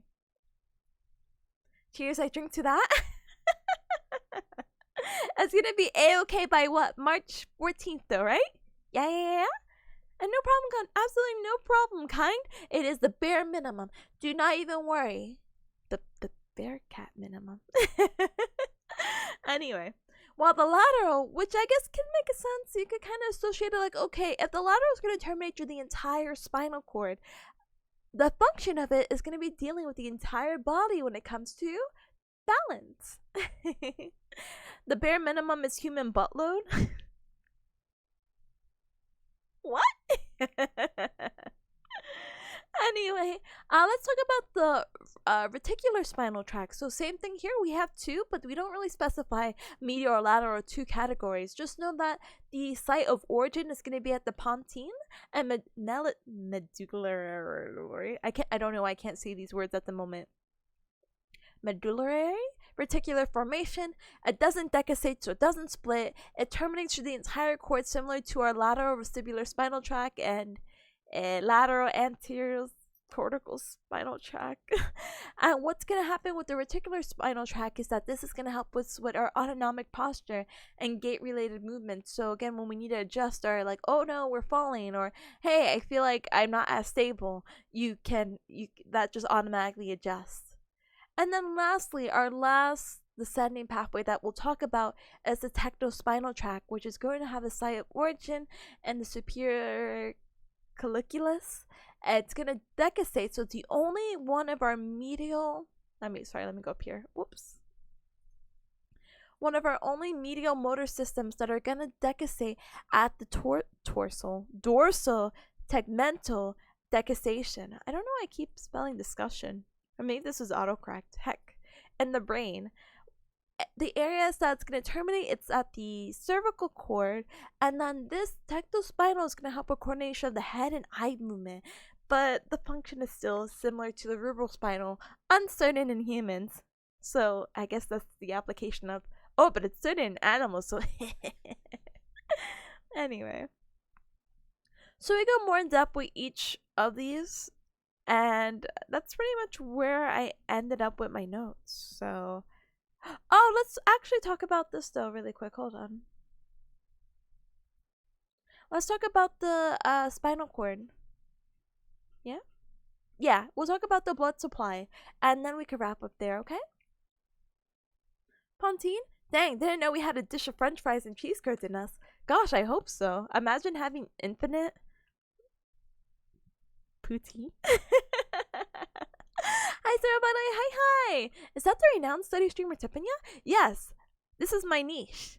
After almost 3 years of streaming, I found my niche. Aren't you proud of me, Zero? Aren't you proud of me? Welcome though!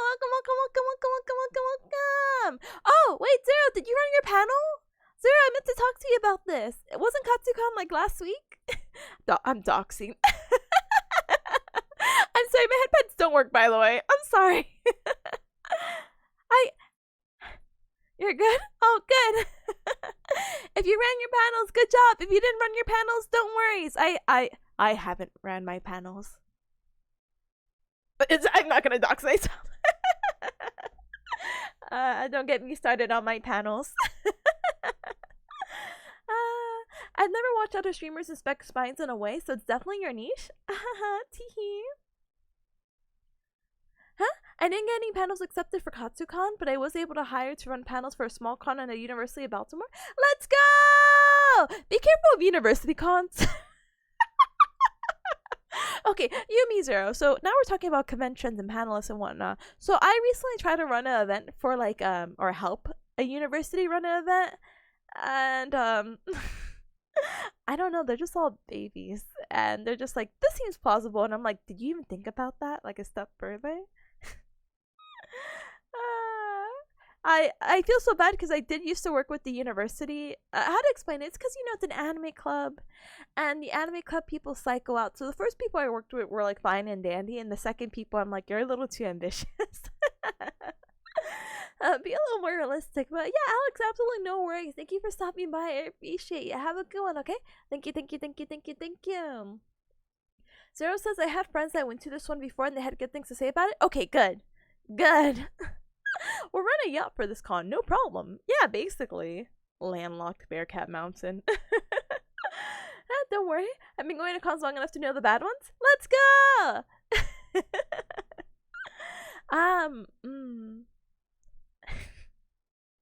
You know, I haven't really thought about cons other than whatever I get to do my panels with, right? I've become that forever 17-year-old, you know? It's just like, unless I'm cosplaying or doing something I'm not necessarily interested. But you know what con that I might be going to, which I'm not saying like, oh, you should go to this one, is TwitchCon.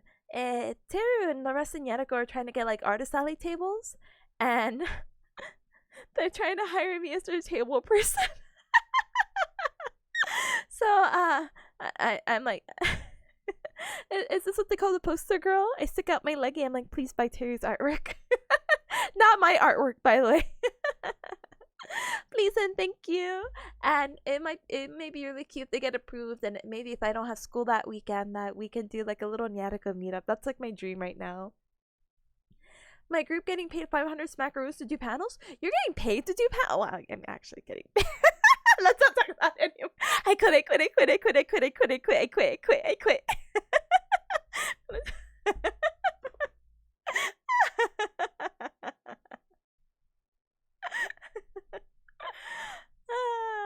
Anyway. Secret tippy presents, honestly. Booth Babe Tippa? I will. I'll be like, leggy. Sorry. There's money at Bearcat. I'll take all your posters. Well, they're not my posters. They're Tara's posters, but I appreciate it. Thank you. Actually, speaking of Tara, do you come see this? Hold on.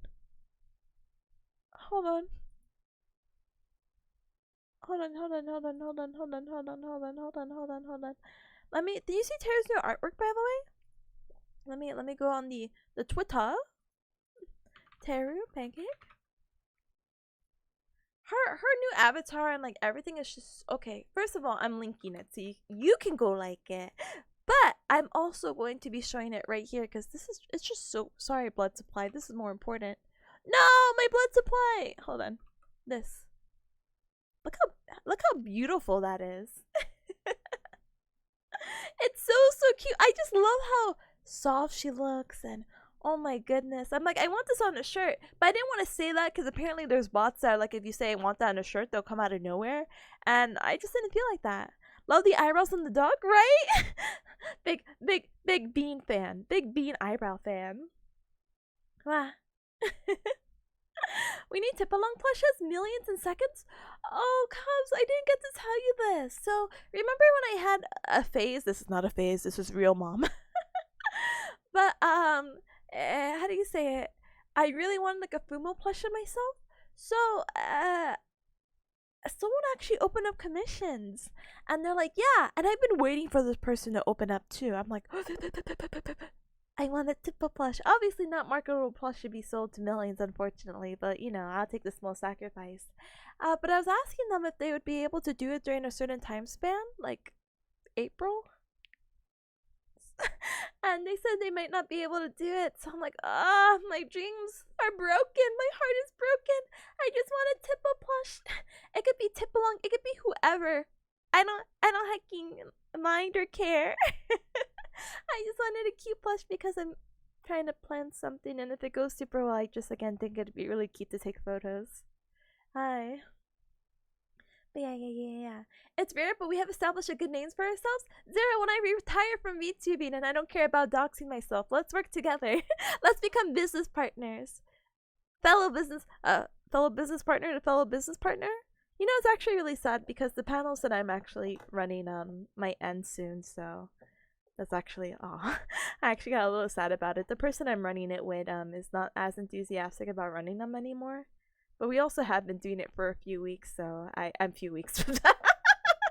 A few years, so it's actually a little like disheartening. I don't want to put a time frame to how long we've been doing it, but it's been a while. And so I'm a little sad because I want to continue it, but it's really hard to be like one person running these kind of things. Plus we're like a group too, and anyway. You want a trapped hair in a shirt? Yeah. Yeah? You don't want the sheep on your shirt? I don't want it on a shirt. I also don't want it on a shirt. This isn't studying. So, the anatomy of the spinal cord, including the brain supply. Tip, I have an idea. Tip along pest dispenser 3D print. You know who has a 3D printer? The perfect SG guy. Hey, study guy. 1029. No worries. Hi. Don't worry. I'm sorry I lied to you. Will you print me out as a 3D pest dispenser? Thank you. Thank you. This is a request from your bearcat overlord. Please do it. I'm asking you. I am demanding of you to please make this a reality. Please. Thank you. Thank you. Thank you. Thank you. Thank you. Thank you. Thank you. Thank you. Thank you. Thank you. Thank you. Thank you. Thank you. Yeah. It sounds like a demand. Is it? I said please. Hi. Welcome. Tippy, I would love to hack and do a panel with you. I love networking with panelists to be friends and get better ideas. Can't see better panelists. They really do. Listen, I think I told you about this story a while back, but I when I was poor, I'm still poor. I actually shouldn't have said that because my financial status has actually worsened. But when I was a student in high school, how I got my con badges is I would volunteer my life away, and I actually got this really cool gig about what do you call it? Oh my goodness, how do you say it? Volunteering to rate panels. So basically, the con would go around and I'm supposed to be secretly rating them to let the people know, like, hey, if this was a good panel and they should come back or not, basically. And that was fun. I went to a panel and it was so boring.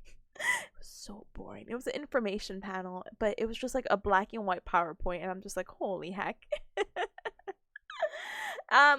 But then I started doing panels, and then I ended up getting free badges, so I haven't paid for a badge in quite some time. Teehee. Yeah, but yeah. If you're ever in Bearcat Mountain, just HMU. Where's Bearcat Mountain? You'll know when you find it. Shake hands. You were a critic? I'm always a critic. Teehee. Sorry, I'm demanding your head. A model, to be exact. Make a 3D model, SG. Learn how to 3D model. That's all I'm asking. Just do the impossible, forehead. Wait. Ashley, are you still here? Ashley, you're still here. Ashley, you think if I asked Tupa to make a 3D? Like if I commission her to make a Tipa long head? She can do it? Oh, you can 3D? Oh, then I don't have to ask Tupa then. You just need the software? Never mind, you can't 3D print. I'm gonna ask Stupa. Oh my goodness. Hang in there, Tip. Hanging. Empanada, hi, welcome. I've been to some really bad panels? Yeah, right? Some really wacky ones. When you find the mythical bearcat, you'll find the place? Yeah, it'll be like little rainbows and everything. Yeah. After the con at UMBC. I'm not sure where I'll be doing my panels next. Anime Boston I might go because my girlfriend lives up there and I've never been to AB, and then I'm going to Coliseum. Which Coliseum? Colossal Coliseum, oh my gosh. Which Colossal Con are you going to? Colossal Con is expanded to like 5 different locations. We could go on the cruise version. We could go to the one in Ohio. We could go to the one in Pennsylvania. We could go to the one in Texas. Oh, I don't know the difference, I'm so sorry. You have to tell me locations. I don't know them by name. But I wish you the best of luck, honestly. Have fun. Cons are all supposed to be about fun. I always wanted to go to Colossal Con. I actually wanted to go to this con called Midoriya Con, but now we're just getting into like some nostalgic business. I don't think Midoriya Con even exists anymore, so don't look it up. Empanada says there was a Digimon panel, and they basically asked the attendees what their favorite Digimon and favorite series was. Hi guys, we're panelists. Alright guys, I just need you for the next hour to shout out what your favorite Digimon series character is, and you make the content for us. Rin says, then you hear gals approaching, you should run. Beware of Bearcat Mountain. Beware! Beware of Bearcat Mountain! My friends are going to the cruise? What absolute gamers. Colossocon really being the size it says? Coliseum actually being in the room? Coliseum's in Rome? Colossocon's a lot of fun, but it's much more about partying and hanging out with friends than the con itself. I've never been to a con. Okay, Con, we have to go to a con. I'm not a party kind of person when it comes to cons. I'll never forget the time I drank my first Four Loko to only like lay down in the corner of the hotel room and pass out in like my sleeping bag. I don't think I've ever partied. I'm just not the type of person. But I realized like if I go to a convention that I'm not holding a panel in, I'm like, God, this is so boring. We encourage hydrating. Yeah, it's an encouragement. It's not like a mandatory thing. Me, I drink maybe like a drop of water and I eat a Pop-Tart and I'm good for like the 18 hours that I'm awake. But yeah, nowadays cons have kind of... Bearcats under 18 shouldn't drink. 21 even? I don't think anyone should drink. Or drink in excess, obviously. Again, we just talked about anything in excess being bad. Anyone I know that's been to cons lately only meets up with friends? Yeah, basically. I mostly take it as an opportunity to cosplay. Yeah. I used to be super in the cosplay. Now I'm just like existing. I'm like, am I too old for cosplay? Not old in the sense of like I don't. Okay, let me phrase that back. I don't think there's an age cap on cosplaying, but I was definitely cosplaying since I was 14, and the thrill of it, because I feel like I don't watch enough animes with cute girls anymore, is kind of like, oh, I don't really have anyone I have like this urge to cosplay, you know? I'm not feeling it, Mr. Krabs. Not that my loss of interest to going to cons has stopped, but I just haven't been cosplaying as much. Now I could dress up in weeb wear and be like, yeah, look at me, I'm in a bear hoodie. That's fun and exciting, but yeah. Cosplay a bearcat? Finally, I will no longer be a coward. I would have both the ears and tail. Tail? Where's this R coming from? Anyway, CCE is a lot of fun. CCE. Are you saying Colossocon East? Or are you saying CEO? No, you're saying CCE. Sorry.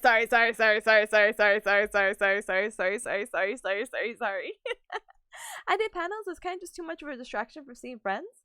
But the free pass or discounted pass. Ping pong cosplay tip. Sure, I'll cosplay Smile. But yes, you can do a VTuber thing to cosplay your own avatar once you don't care about doxing yourself. You know, I went to AWA recently, and I told you guys about that fun hotel adventure at the Tele budget. And how do you say it? I actually saw a VTuber that I follow on Twitter, and she was dressed up, and I thought that was so cute. You know, technically, I actually have the stuff to, you know, go out in the wild. I mean, I don't have the appropriate hairstyle.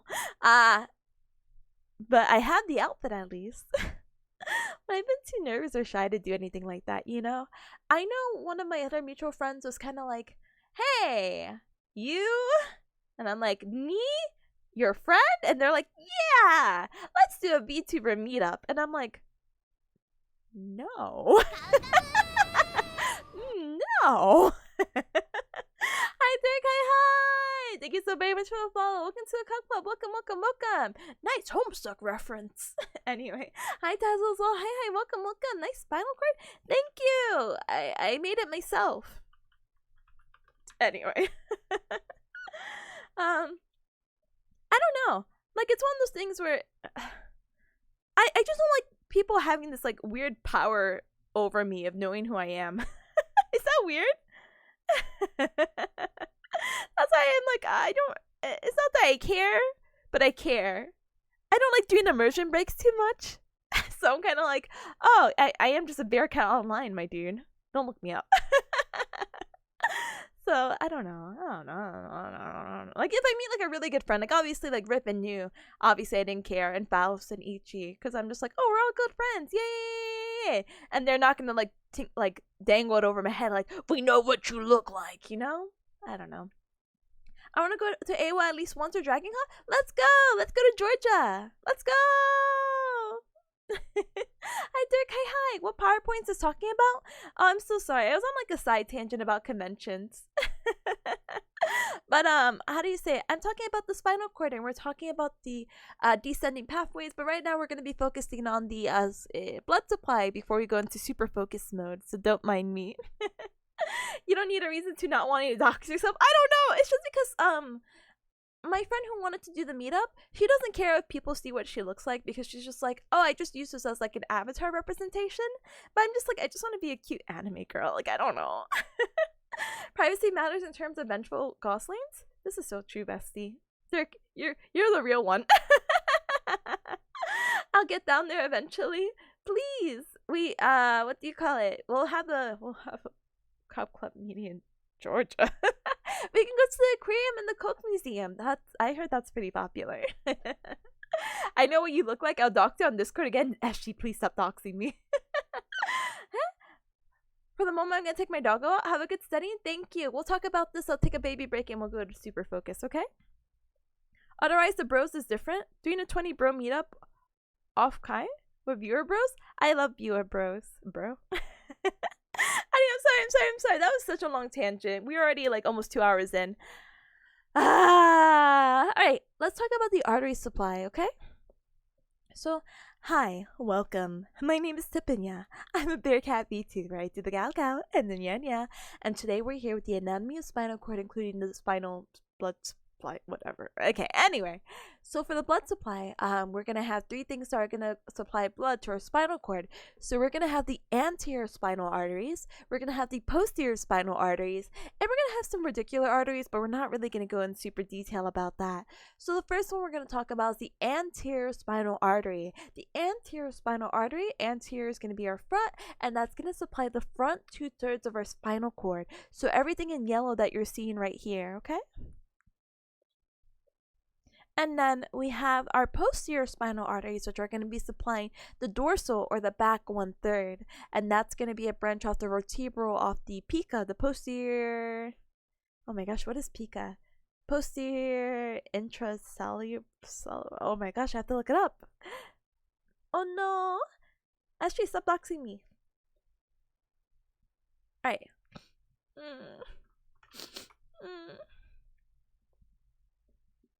Man, I'm getting. Hold on. I'm so easily right now. Hold on.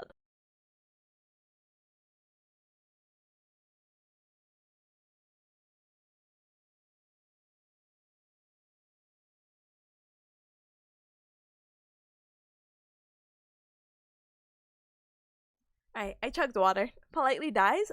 I felt it. When I looked up Pika, I got the dummy thing about people who are craving and treating substances that have no nutritional value, such as ice, clay, soil, and paper. Pika artery. Not Pikachu, by the way. Okay, posterior. Okay, inferior. I'm like, what's the I? Posterior, inferior, cerebellar artery. Da-da. So that's going to be back here in the dorsal. And then the anterior is going to be a branch of the vertebral artery, so the ones coming off from our spine. Da-da. So what are some clinical applications and why do we need to know about the blood supply? What does it even matter? So what happens is that if you have a stroke, okay, let's not actually say that. Let's say if your patient, congratulations, welcome to Bearcat School, has a stroke. So what's going to happen here is that if they have a stroke and it involves the anterior spinal artery, what's going to happen is that we're losing blood supply to 2/3 of our spinal cord. And we briefly mentioned this before, but the anterior is going to be more responsible for the motor aspect. So if we're having some kind of insufficiency with this whole entire yellow thing, what's going to happen here is that we're going to have motor deficits. So that patient is going to be presenting with lack to maybe just no movement whatsoever. Also, they may have some problems with the spinal thalamic tract, which is talking about the ascending pathways, and that's going to be in relationship to maybe they're going to have problems with pain. Maybe they won't feel pain. Maybe they could put their hand on a stove and they just won't understand, like, hey, this is a hot stove. And then with the same thing, we could talk about temperature. They may have difficulty interpreting temperature, okay?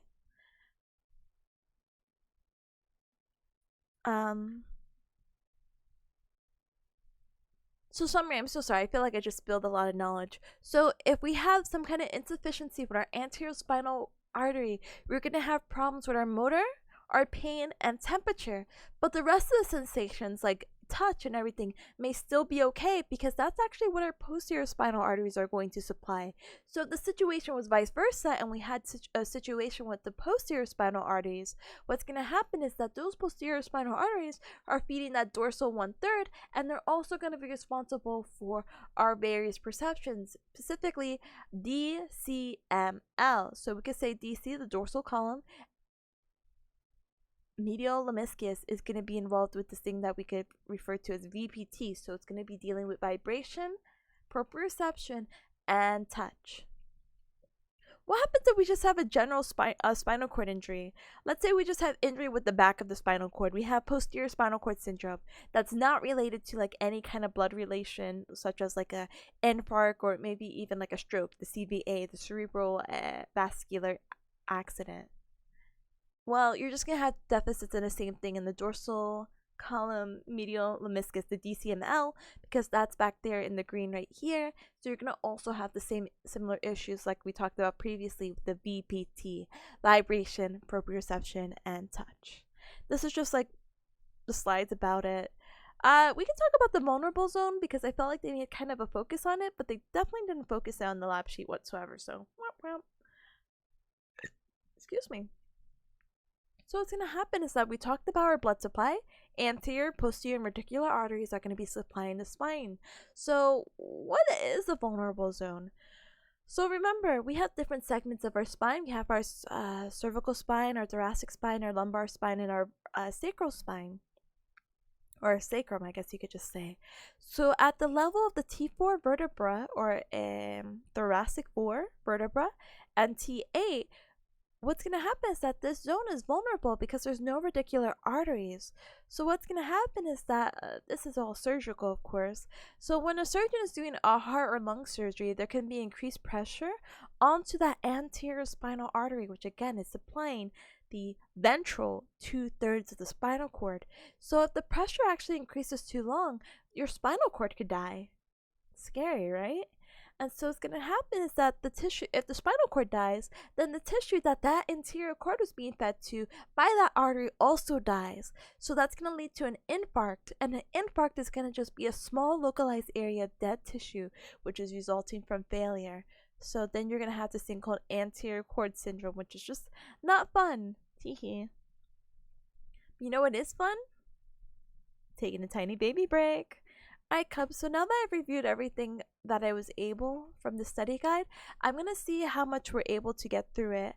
I want to talk more about the different pathways a little bit more and some of the pathologies, syndromes, and all these other cool things. So hopefully when we do our first study session, we're going to be implementing the pomodoro. So I'm going to time myself for 45 minutes of just focusing. I actually updated the commands. So let's see. So now we have a focus command, by the way. And the focus command is just like, ta-da! All this, so cool! Da-da-da-da-da-da-da. I guess I should read it, huh? So our new focus command for anyone coming in is, the purpose of the focus stream is to implement the Pomodoro technique. Unsure what Pomodoro is? Use the Pomodoro command in chat. And then you could do this, da-da-da. But then these are all paragraphs. I'm so sorry. But yeah, use I like to stream when I study to keep myself accountable. This is perfect for anyone who's also working on stuff or just wants a peaceful corner of the internet. Welcome. And then Pomodoro again, we're going to be timing ourselves, so we'll do the 40. That's updated by the way as well. So I know the order's a little bit weird. I should have started with 30, but I'm like, no, I normally do 45. When I was studying earlier, I was doing 30-minute breaks. So the 45-minute mark gets a little bit wonky. Maybe we'll switch over to 30 so I could, work less, I guess. Pomodoro is such an adorable name, right? Isn't it cute? I want to make pomodoro sauce. I owe my life to pomodoro. But yeah, I'll politely bear because I'm gonna stand up and stretch. We're already 2 hours into the stream. Let's hope for a few pomodoro sessions and then life will be good, hopefully, yeah? Yeah. Alrighty, recap. I'll be right back. Make sure to also stand up, hydrate, and do all the good stuff, okay? Ali. And also put a raffle. Ali.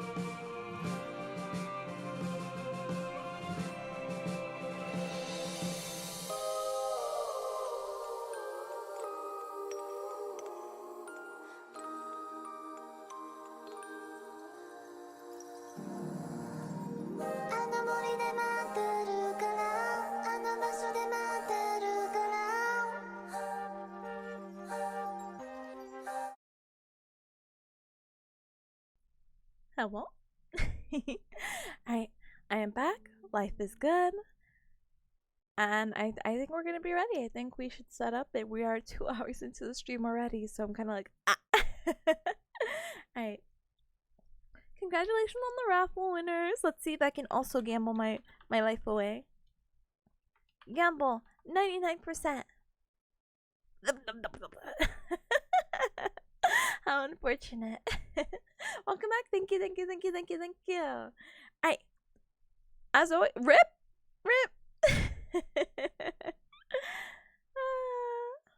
Big rips. Here you go. Hold on. It's okay. Don't be sad.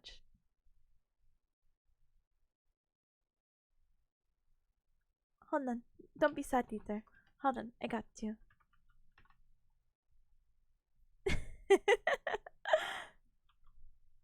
Hold on.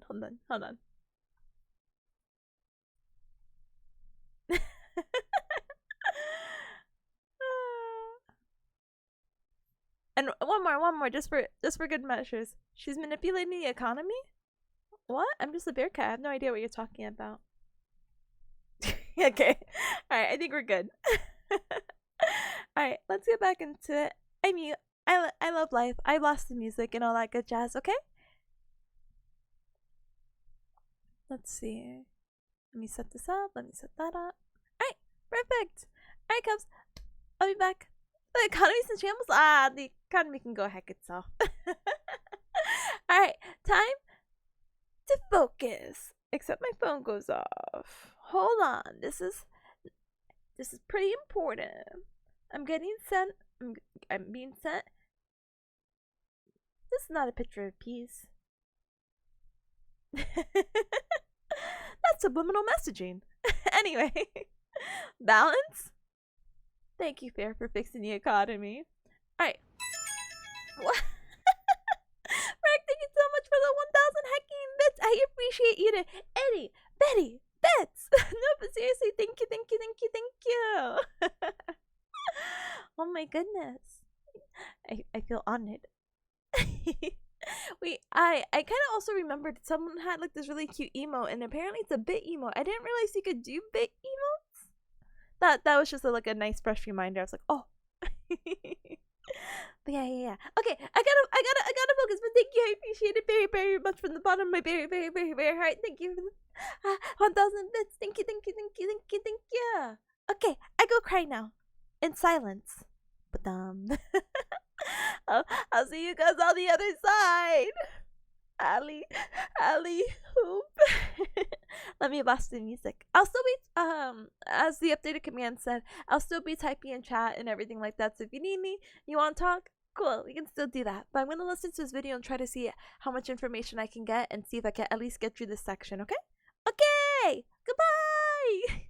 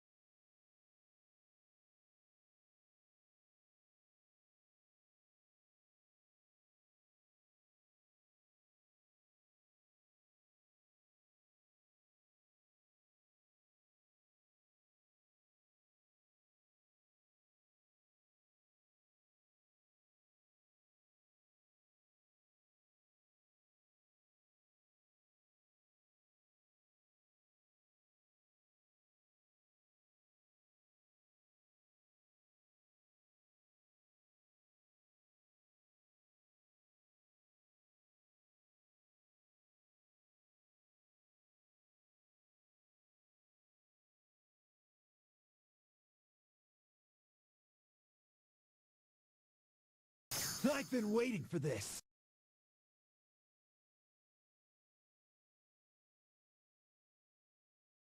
What the heck?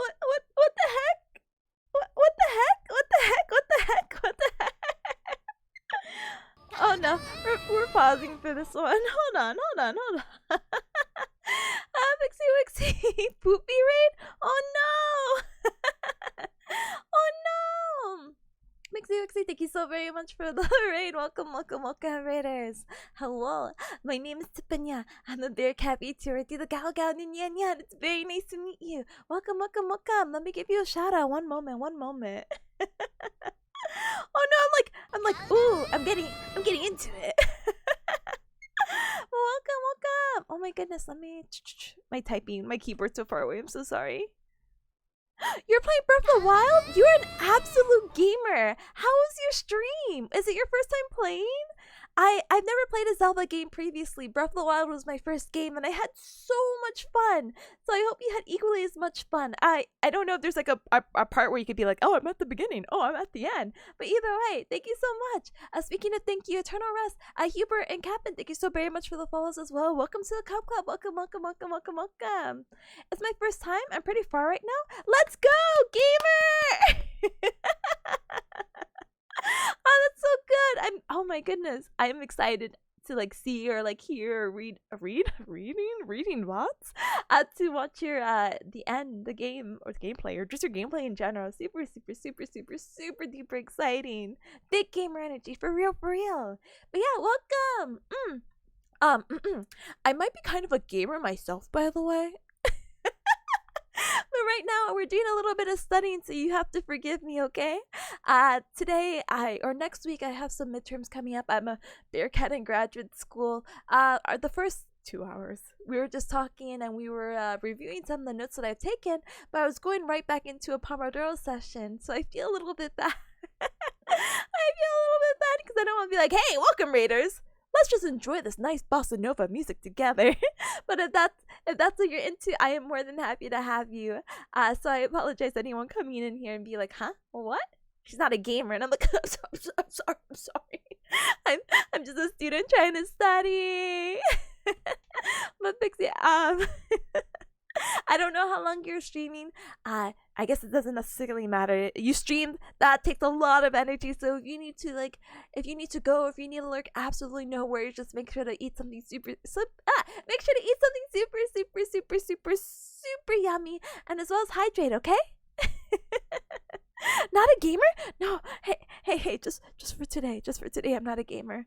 Like today I was supposed to be playing Hi-Fi Rush. Yesterday I played Elden Ring, which by the way, big gamer energy. Hello? That battle with Renala? Mwah! Chef kiss. I can't believe I even did that. And tomorrow we're supposed to play Yakuza, but I got really stressed out about school stuff, so I was like, oh, I think I should stream studying, because I'm not sure what time it is for you right now, but in Bearcat Mountain time, EST. For real? I'll be damned, the Binturong, also known as the Bearcat, are real. $5! No way! You had to Google and you read my about. Barno, and thank you for the holy amount of $5. I appreciate you very, very much. And Ami Killer, hi, thank you so very much for the follow. Welcome to the Cup Club. Welcome. No, but how do you say it? I just had to make sure to hold myself accountable because I've been studying all day and I took a break and now I'm like, I have to get back into it. But you know, everyone's getting off from work and they're having lots of fun, and I want to have fun too. So I'm subjecting myself to stream so at least I can still have the emotional support of other cubs and be like, wow, amazing. We're truly all in this together. Barno and Pixie, thank you so very much for the follows. Welcome to the Cup Club. Welcome. Good luck with study. I'll be looking about absolutely no worries here. Before I absolutely forget, let me drop you a follow as well because I'm super excited to see more of your gameplay in general. Oh my goodness. But thank you again so much. So much. Hi Smokey, by the way. Hi. Tippo is Claw Gaming. Stop! Cubs, you've heard of Claw Gaming, right? Look, listen, I want to show you. But that requires too much setup again and turning on my webcam, and should I just draw it out? Do you guys want to see my art skills before we go back into streaming? Oh my goodness. The About scam worked. It's not a scam. It's educational. It's educational. It's not a scam. Bar says, I've been out of school for many, many years. Oh, I didn't mean to add the second many. I'm so sorry. That was, I'm sorry. Just many years. Underline. I'm sorry. I wish to be out of school, but I decided, wow, higher education does sound nice. It was not. MS Paint. Okay, so this is my controller, right? Oh gosh, this is my controller, right? Let me write this controller for anyone who's not like familiar with what a controller looks like. Oh no, and Reyes, thank you for the YouTube subscription. Hello. I hope you see this VOD many months from now and being like, that's me. No, it's not a slip. I think that's the emphasize. Yeah, English. It's me emphasizing that I've been in school for way too long. I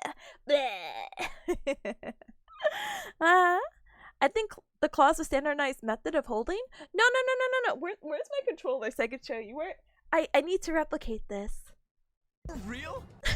Bearcats are like pigeons. They aren't real. No, bearcats are like pigeons, like we're government spies. Duh. Oh my goodness, Bert, get it right.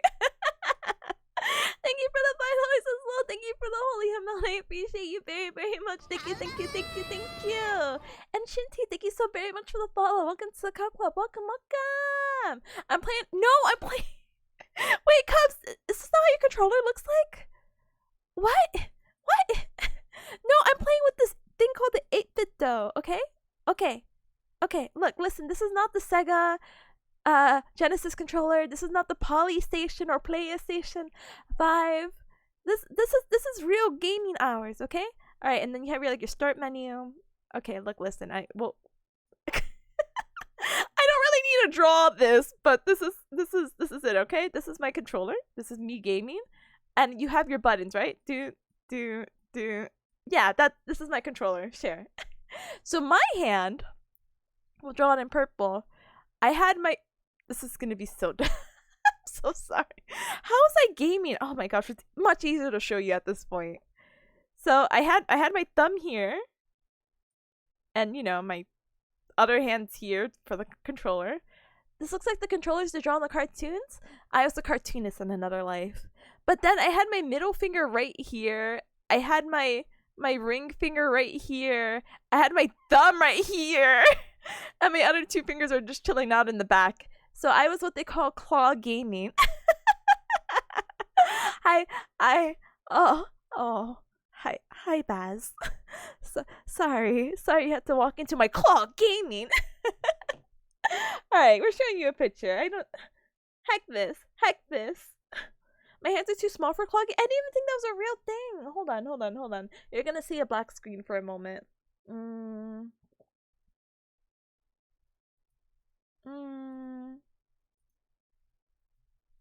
I think I have to flip it too. That's the issue.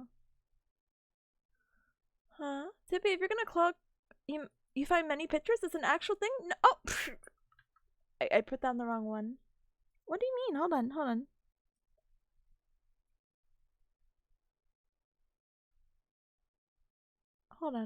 Hold on.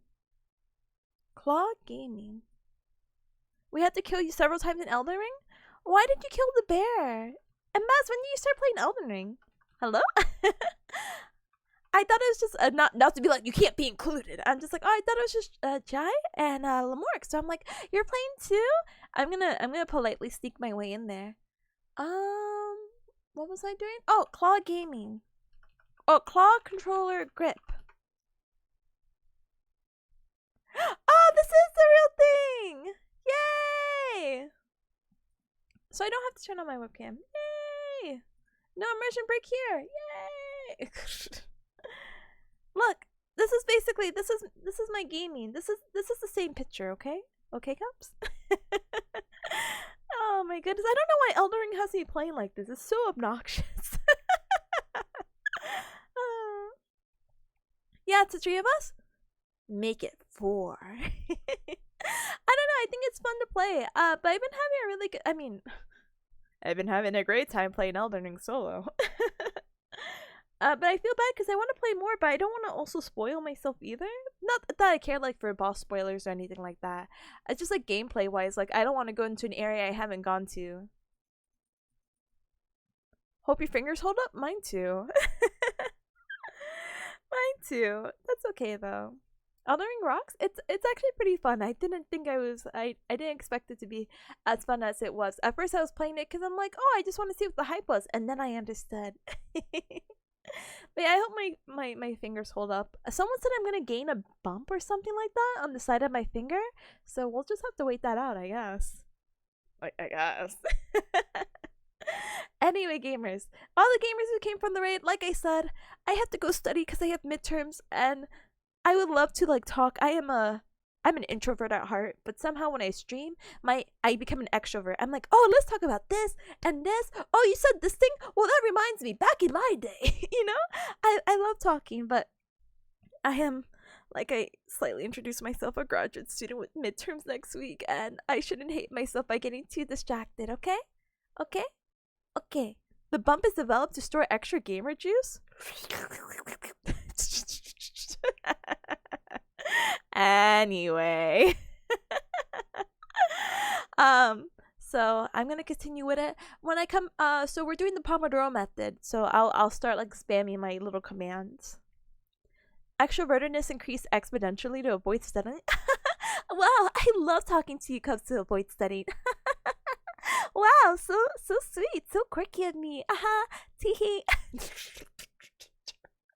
Anyway, just like the Baz emo of Sam, I will just go politely die now.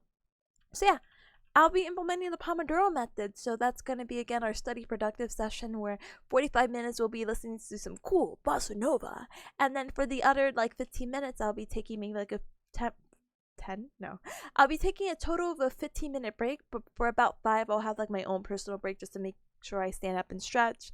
And I'm not here sitting at my computer for 12 hours. And then maybe I could talk about it because I think active recall is super important. Right now I'm just working on a study guide for neuro. I don't know how nice it would be to show you what I'm actually doing, like typing wise. It's not that I don't feel comfortable sharing my screen. It's just I rather have the notes formatted and share it, you know? Oh, hi Lim, hi, welcome. Ooga. Due to scheduling issues, the sentence will not be completed as of yet. Undecided later time. As of I'm sorry. One day we'll hear the buka. The buka was always in our hearts. Anyway, so yeah. Hey, what's on your band-aid? It's my power level virus. Don't you know? Hold on. What is this image? I'm so scared. Oh, it's this image. I love this one. This image I basically drew, what do you call it, right before, because I was, again, supposed to be playing Hi-Fi Rush. And now I'm studying, but now I'm not even studying. What am I doing? But no. What's underneath my band-aid is... it's my power level suppressor. I'm supposed to be looking like this. I'm a stud, you know? A real muscle head. But that's only if my band-aid is slightly peeled. If it's slightly peeled, I just become muscle head. So that's why I have to make sure that the bandage is always flat and completely on me at all times. We fear Tipabuff. Fear. Whoa. Fear. Anyway. Yeah. Suppress the gamer energy. The gamer urge is too strong. Party, just throw everything away. Forget graduate school. Play Hi-Fi Rush because you're really excited about that. The gamer energy, it's seeping. Anyway, I'm gonna stop. Is that Buffanya? It is. It is. That's why I wear the band-aid. Not because I have a little blemish. Teehee. It looks like Koenma's pacifier? Pacifier? Does it? I don't see the oh wait, it's just like, or is it like, oh I'm sorry that you're saying the resemblance. I understand now. Yes. You're up to tech, thank you. I work out.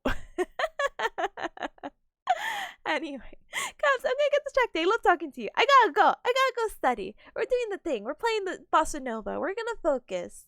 We're gonna do the things. I get to talk to you Cubs tomorrow when we play Yakuza, okay? At 3 p.m. EST. Here, if you want to talk, feel free to join the Discord. On Twitter, I have my schedule. Okay, I'm gonna stop chilling in my own stream. People make seals in weird ways. This is the most discreet way. People make seals in weird ways. Thanks for stream, Thanks for stream, no problem, bud. I'll be here. Hi, Ratsuni. Hi, Ida. Welcome. Until tomorrow becomes steady stream too. Don't say that. It might. But I can't let it happen. Maybe I'll have double stream. Maybe I'll just stream, like, I'll wake up early. Maybe I'll just stream at 6 a.m. and be like, hey, Cubs. 6 a.m. stream. Couldn't be me.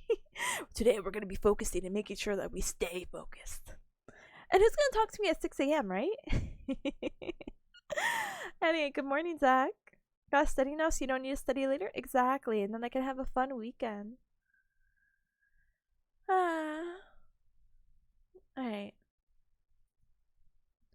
I found peace in my heart now. Let me get everything set up. Almost makes the pacifier look cool. Just a little bit. Alright. I'm gonna go back to muting. Thank you, Cubs. I appreciate you. Thank you. And goodbye. Goodbye. Goodbye, Pomodoro, in case anyone misses it. Goodbye.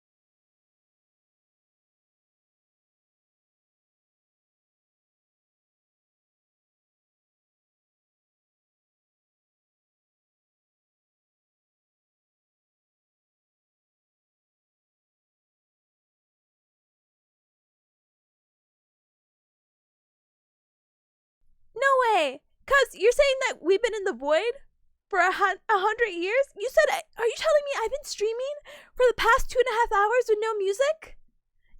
No way! No way! No way! There's been no music? No! What do you mean? No, don't say that. That's actually embarrassing. You've been talking, so I thought it was normal?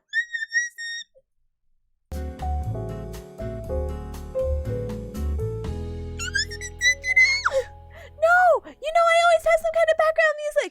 I've been listening to it because it's been put for me. So I've been hearing music this whole time. Oh my goodness. Can't believe we're about to sit in the void. Oh my goodness. So what? I'm sorry. No, you're good. You're good. You're not. There's no one's fault. At least you let me know. That's all that matters. Thank you. I appreciate you. No, you're good as well. Don't worry. You sounded like that Who Put Michael Jackson in the Freezer video? I've never seen any. Okay, so I'm putting the music down a smidge because I'm talking, but when I mute myself again, I will politely put it louder. Oh, I'm so that's so upsetting. That's fine though. Definitely wasn't intentional though. But it's okay. I'm glad I could fill the silence, and I'm glad that my voice can be very nice. And I'm glad that Smiley Riley had just followed me. So thank you so very much for the follow. Welcome to the Cup Club. Welcome. Huh? Not to be overcompensating? Okay, I'm overcompensating. Paxi, thank you so very much for the follow as well. Welcome to the Cup Club. Welcome. Thank you. Absolutely no hecking problem. No worries. That squeak? A squeak that no squeak toy can reach. Cubs, don't get me distracted. I'm gonna play this hold on. Cubs, I'm gonna shill right here. Are you ready for me to shill my own content on my own stream? Aren't you excited? Hold on.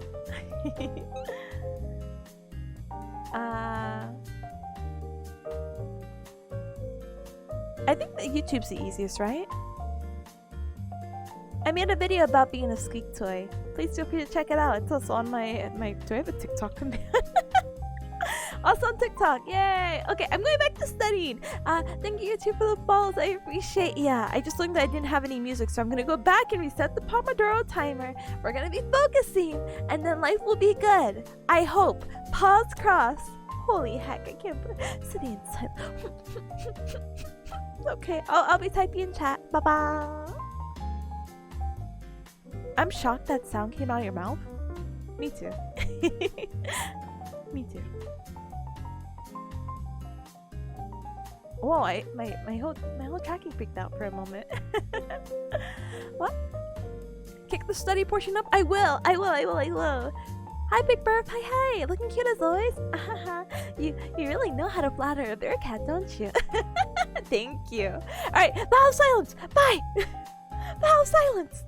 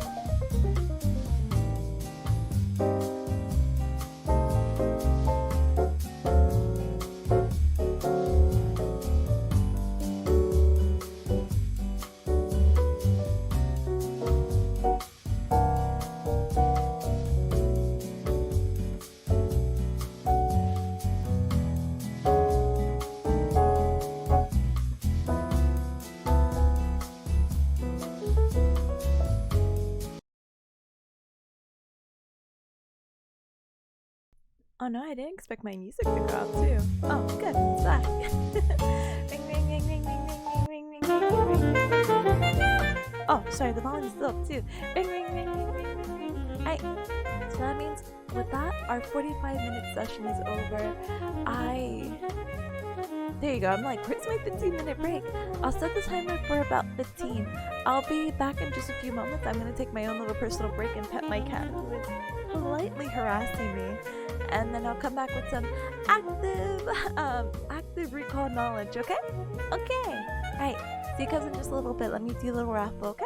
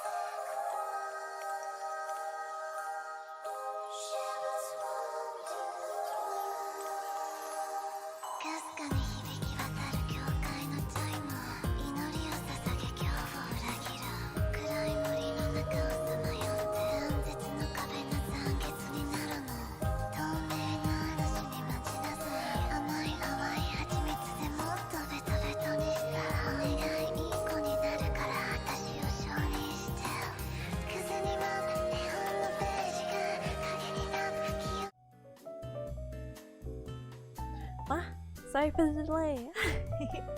I had to catch up with chat really quick. Discord chat. Sorry. But speaking of catching up, Vivi and Akama, thank you so very much for the follows. Welcome to the Cup Club. Welcome. And Paxi, also belated congratulations on getting your work done. And Digi, hi, welcome. As you saw, we are doing our little study session for today. We have about 9 more minutes on our break before we go back into another 45. Booga! Hi, Lim again. Sorry about the Britain's internet infrastructure is literally on fire. Oh, is that what's happening? I feel like what do you call it? I've been hearing about some shenanigans going around with the internet, and I'm like, oh my goodness gracious.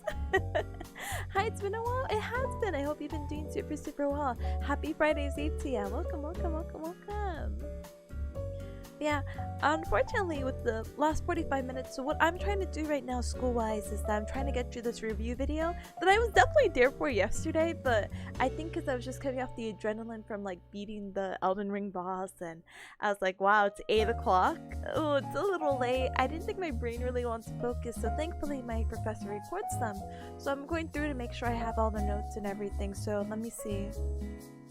We are about...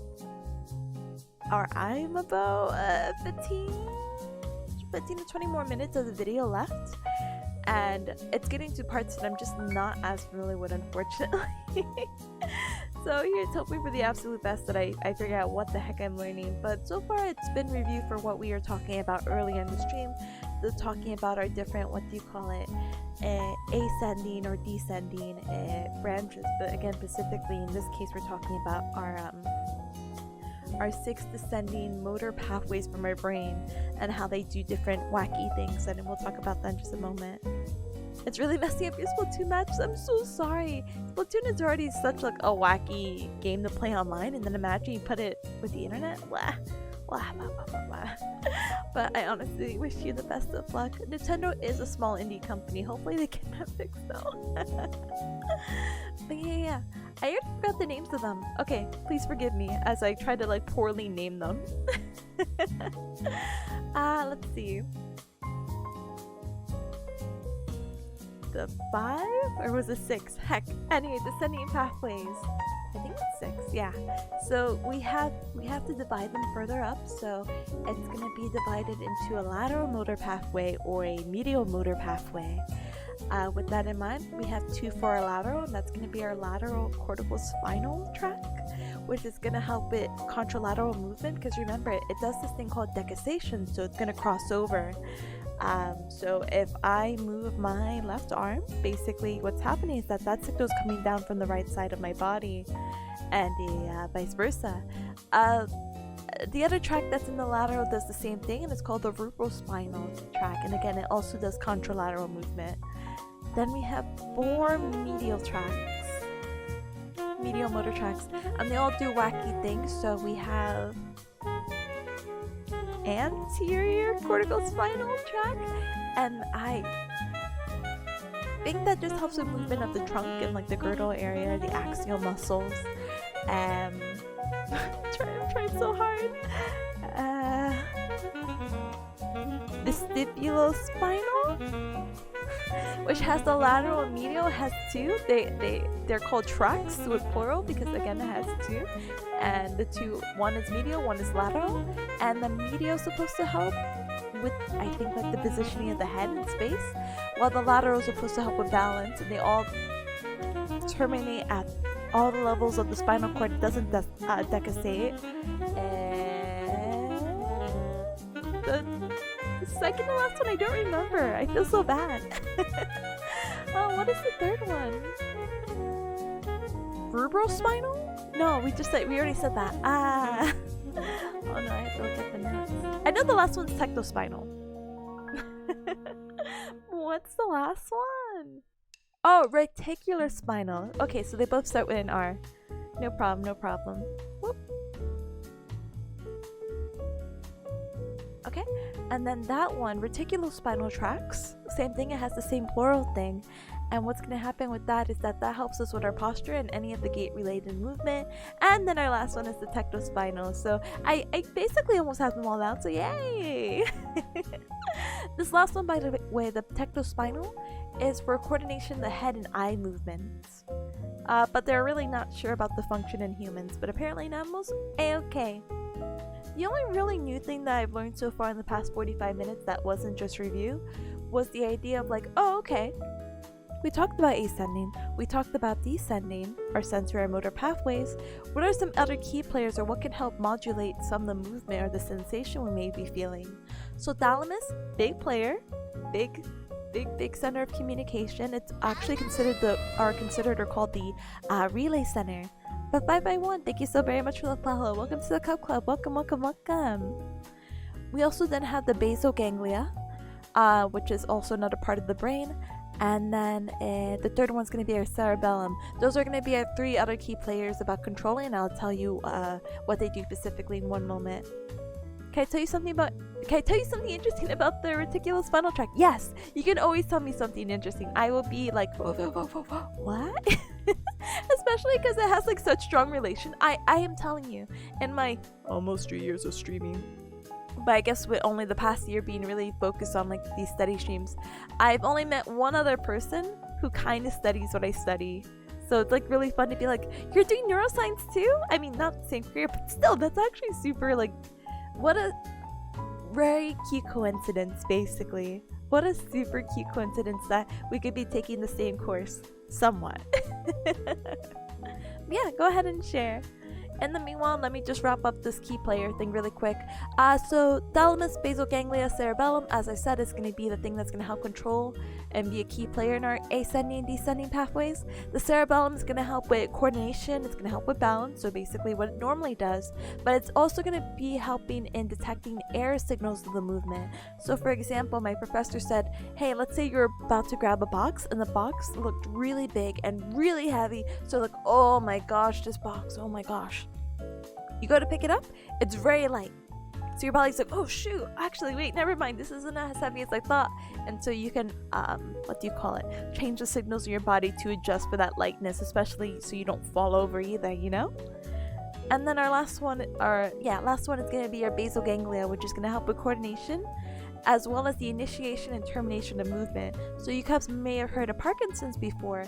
So that Parkinson occurs because of the deficit in the basal ganglia.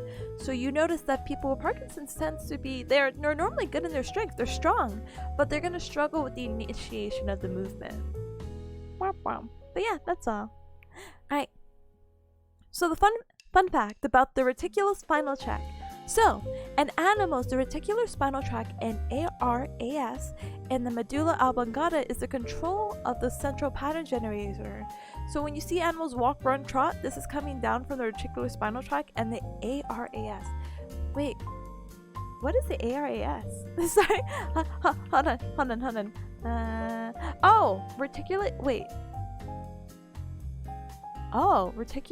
Reticular activating system? Wait, what's this? Where does the first A come from? Heck. What? No, but it's actually super interesting. I think the idea in mind as well is that I've seen rehab for animals, which sounds like yeah, but I never thought you can rehab animals in the particular field that I am in. When I was trying to figure out my housing situation in my previous school, what had happened was oh my goodness, what was it? The ones who were already practicing their careers, they're like, yeah, I had these cats who basically have like really wonky movement. Like they don't really walk, they kind of like jump everywhere. It's like really strange to see, but they're like, yeah, I'm doing like rehab on them. And I'm like, we could do that in our field? What? Crazy. Digi says, oh, and I have some interesting news about diabetic neuropathy treatments I'm a part of. Let's go. Please tell me. I think I actually am about to get to that in this next pomodoro section. So I would love to see it. I know the new the thing they had mentioned in passing was oh my goodness, a pathology basically with diabetes that they have like, what is it called? Glove-like symptoms, I think that is the parentheses of it. That's the quote I'm trying to reach from my brain, where basically you lose sensation in both like your hands and your feet. But I'm not that well versed in diabetes, so you have to forgive me. But you're well versed because you're going through the treatment, so please teach me, please. Process a long time ago when this is not illegal yet. Someone actually cut. Oh, they cut. Oh my goodness. Overall, then Kai Hi, thank you so very much for the follow. Welcome to the Cup Club. Welcome. Okay, someone actually cut off a cerebellum of a cat and put the cat on a treadmill, and this cat can still walk, run, and trot without changes in the treadmill. That's so... I mean, I'm glad that we know that information now. I just wouldn't want to be that cat, you know? I don't want someone to remove a part of my brain. No thank you. Autonomous? Maybe? I'm looking at where it's coming from, and it's still not giving me the A, so heck. But definitely dealing with the reticular system? Okay. But like, only humans and primates actually have lost the central pattern generator. Yeah, I imagine. I don't know, cerebellum has a lot. The frontal lobe alone, like, you just damage it. I mean, it doesn't have to deal with movement necessarily, but you know, you change as a whole person with your personality, you know? Hi Sonic, hi, welcome. Let me give you a shout out, and then in a few moments we'll go back to our pomodoro session, okay? Big mood, I'm glad that's illegal. No, yeah, big mood, I'm also glad. I'm using a PDC restorer. Hold on, PDC restorer.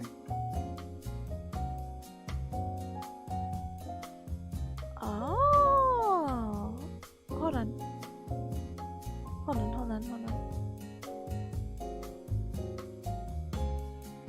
Oh, sorry, now I'm just googling a little bio. Okay, PDC restorer.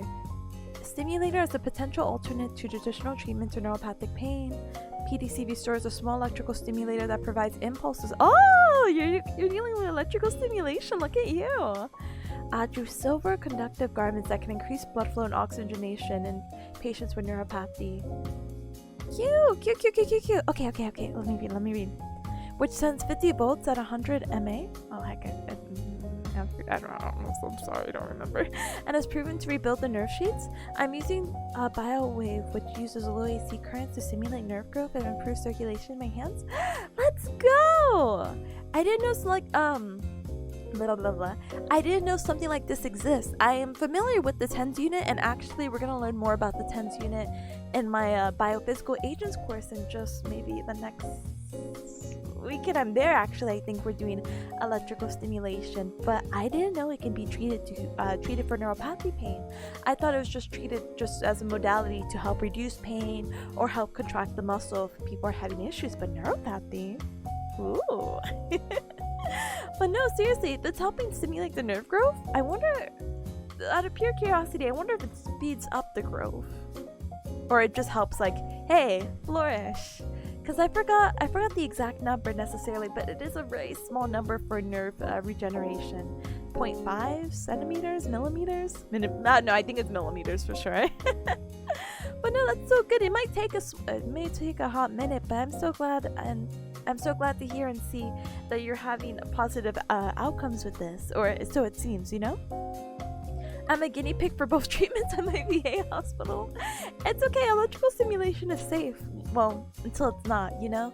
I haven't learned it, but with any like modality or any modality there is precautions and contraindications, and as long as you're not like a candidate for those, I think you're gonna be good, guinea pig or not. If it helps you, you know? I'm also preparing to have my right foot amputated, and both treatments help.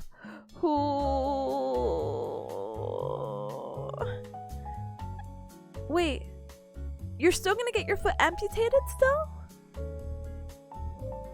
Alright, you're saying that the treatment helps to not get your foot amputated.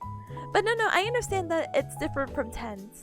Just I use my BioWare for You have TMJ pain too? No! I'm sorry. Give me 3 years.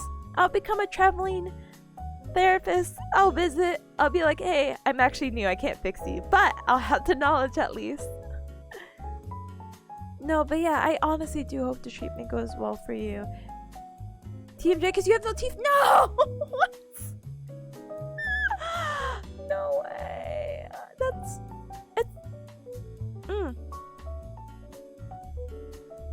It's okay because you are a strong individual who is getting through all this, and thankfully there's ways to address this. It's just I wish it wasn't like that, you know? Yeah, it is. It's very horrible. Oh my gosh. I'll never forget the time I dealt with a patient during my clinical rotations that was dealing with, what do you call it? Diabetes neuropathy. And what happened was they were they were huge. They were a huge individual, not just in like height but also in weight as well. And we had to help get him out of bed. But what happens is that he had to cut off his toe. And so they amputated his toe, and he was already not like getting up and moving in general, so it was hard for him to get up, and he needed the help of 3 other people, and then he didn't have the support or balance of the big toe. So I'm like so definitely never forget an experience like that. Pause, by the way, says the central pattern generator is the medulla oblongata. Any other animal that has it except the primates and humans, so it's harder for humans to be rehabbed when there's a spinal cord lesion. Yeah, actually I haven't gotten too in-depth with spinal cord lesions other than what I'm seeing right now with some of the pathologies that we're talking about again, and how they are going to affect the pathway and if there's like motor or sensory loss. But I've seen actually some like really like happy videos about people who had spinal cord injuries, and they're like, they were told they were never going to walk again, then they beat the odds. So it's really, really like cute to see how capable the human body is, and how easily, not okay, let's not use the word easily, but how the human body can adjust, you know? Yeah. The VA pulled them all out and then told me I don't qualify for dentures? I'm gonna fight the VA for you, I'm so sorry. We had one too, and the patient had to get his toe chewed off by rats. What? What? What? Chewed off by rats? We don't just cut it nowadays. You don't get like a little, I don't know, medieval torture device and cut the toe off like that? Like, huh? I would cry. I would start sobbing if I needed to get my toe chewed by rats. Like, what? The good thing is that my podiatrist, who will be performing the amputation, thinks I'm a great candidate since I'm active physically for my situation. Good.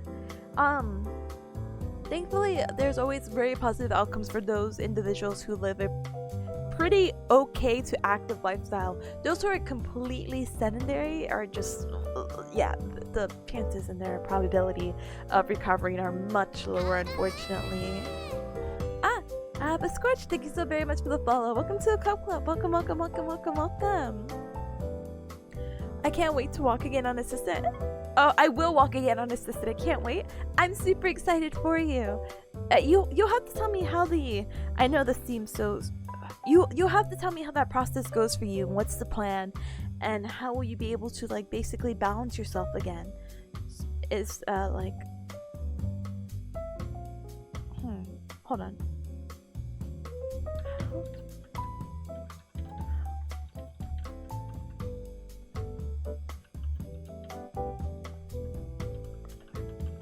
Sorry, now I'm Googling.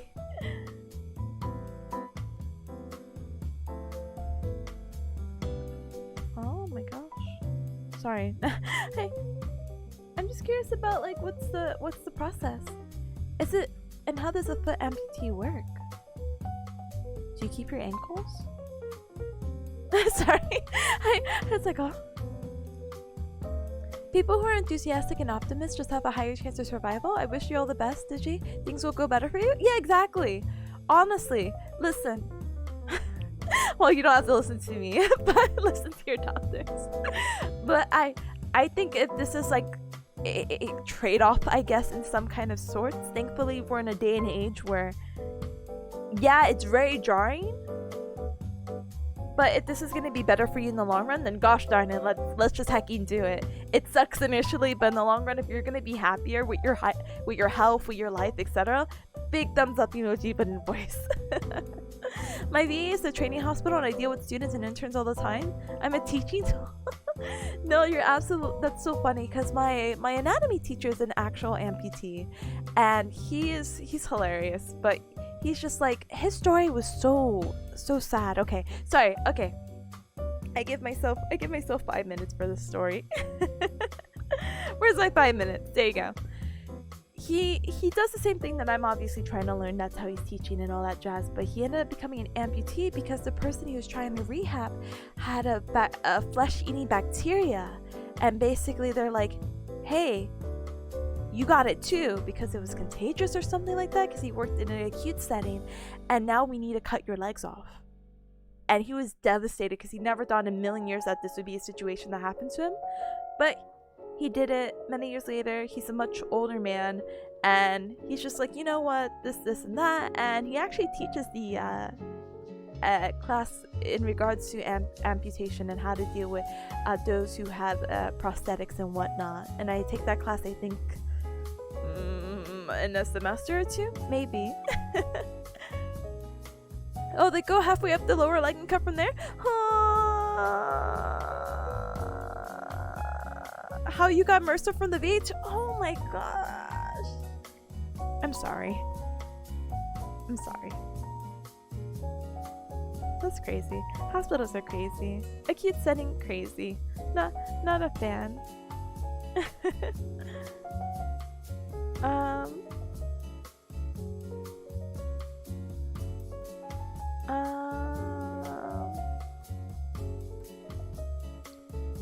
From a hospital, lovely ironic twist events. Yeah, that's what I'm thinking. I'm like, amputation surgeries are some of the most fascinating to watch. Not for the faint though. Yeah, I was gonna say, I was like, I don't think I would watch it. Like, I remember they were saying that, hey, I should watch surgery videos if I wanted to get more immune to the cadavers that I would see.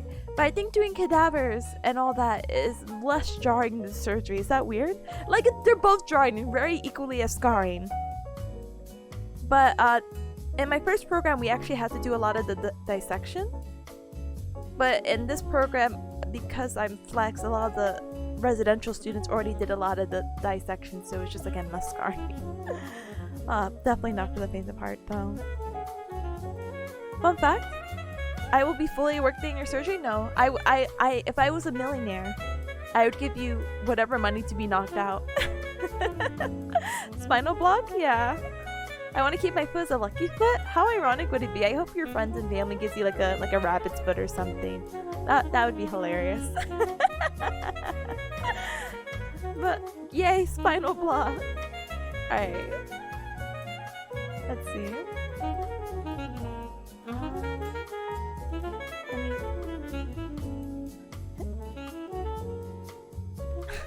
Anyway, let's get back to studying before I get to okay. Pause. Pomodoro time.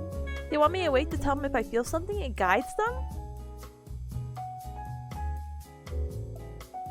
Okay.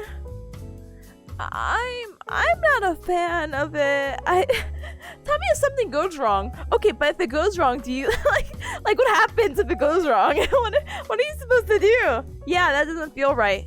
Oh, okay. One moment. Oops, one moment.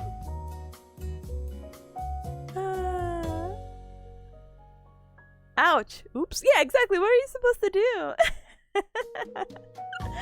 Anyway, it's fine. Anyway, cubs, let's see if we could do one more Pomodoro. We'll get through this section, and then for the rest of the study stream, to be honest, I'm not gonna lie, I think maybe I will try my best to wake up early, and even if it's like 6 a.m., I'll just sit here and just study and make sure that we're still able to play Yakuza. It sounds a little, a little extra, honestly, but I really do need to make sure I get at least this material down, But I still also want to break too, so I'm kind of like, aw. So, I will catch you cubs in 45. and I will be reacting with the amputee thing and being like, ow, owie. Just above it, taking off 6 inches of my leg. Owie. No problem then. Honestly, whenever the date of the surgery is, I am sending my blessings. I'm sending you the best of luck, and I hope that the surgery goes super smooth for you. Oh yeah, I remember you told me when you had this, but this was like, I feel like this was like a year ago, and I know it's like, I know that doesn't change, but this is the one where the foot is together, right?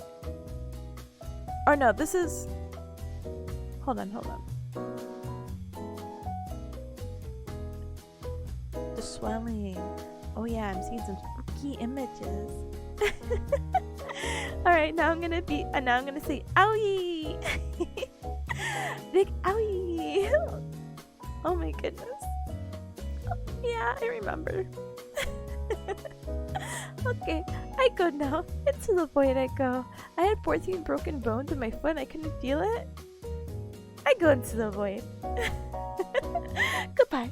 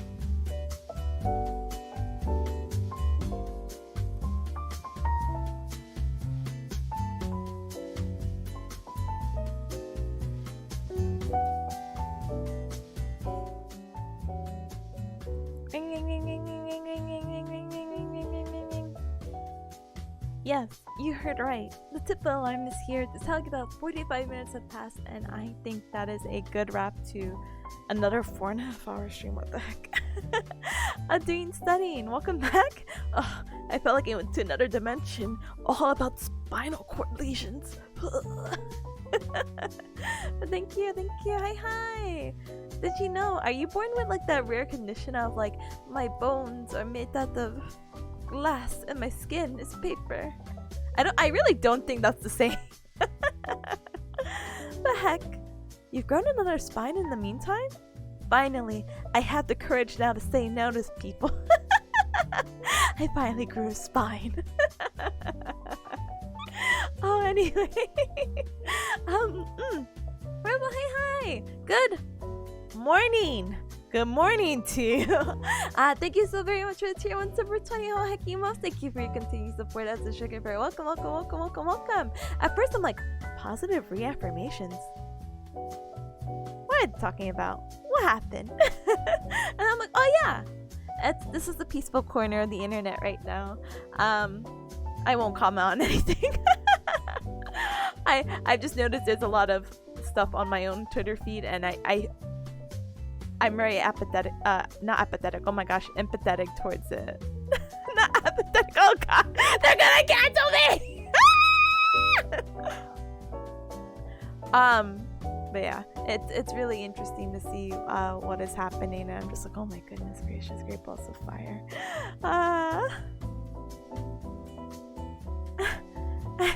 To be sure, I triggered. No! That is Brody's lip. I feel so bad. I'm not gonna make a clip of him. I just feel for the community that's being hurt at the moment. But then there's some other stuff that's happening right now that's unrelated to that, and people are egging on one person, and I'm just like, wow. And then there's another thing that's happening. I'm like, okay. All within 1 week, and then everyone's like, oh, the VTubing community, and then I'm like, oh my goodness gracious, great balls of fire. I have schoolwork to worry about. Hold on. The other two are not as important than the main one that is being very focused on, of course. But I'm just like, that I can proudly say I'm like very apathetic about. But the first one is just like, oh goodness gracious, like a strong 50-50 that's going on, and it's going back and forth, and my heart goes out to those people. Anyway, so like I said, with that, how do you say it? Say the bad word. Just gonna. But a big heck. To bring it optimistic, I'm sure everything will resolve itself out, thankfully. But I felt like there was very good fire burning material that was just thrown into the fire. Flammable. Flammable objects, just like boop. Thank you for the posture check. Thank you. Alright, gamers.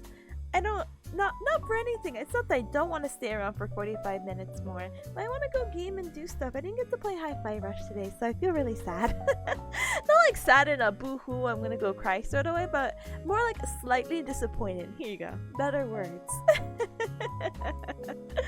So I'm probably gonna go play Fortnite in the Cup Club. You are more than welcome to join in the wacky adventures of Discord and the official Cup Club, speaking of which I will politely do that. Have a good stream. Bye bye. Yeah, absolutely no problem. Thank you for stopping by. I appreciate ya. So tomorrow I should be back for Yakuza at 3 p.m. I'm gonna try to put everything in my willpower to possibly wake up super early and just focus on school stuff. And whether it's me just sitting here at stream at 6 a.m. my time, I guess that's okay. I guess that's fine. These things happen.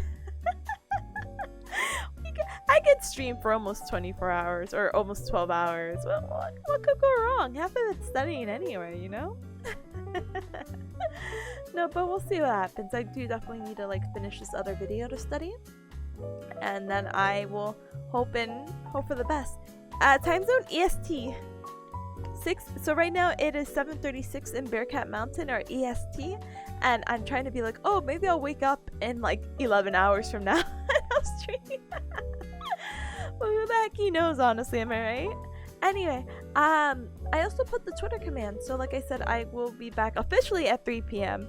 But if I stream earlier, then well, I'm streaming earlier, teehee, and it'll just be study stuff, so please forgive me, yeah? Yeah. Alright. Let's see who's streaming. Let's see who we can raid. You're an EST? Let's go! Fellow ESTer! And then I have the other one, the social. So social basically is going to be for the YouTube, the TikToks, or whatever. I have a really cool TikTok I want to play. And I want to upload it. But I think I might wait until next week. Just might hold that one off for a little bit. Thanks for stream. Have a good one. Thank you, Robo, for stopping by. I thought you were on a little mini vacation. Not to say you can't be gone for a day. I'm just like, oh no. And then I'm like, enjoy your life.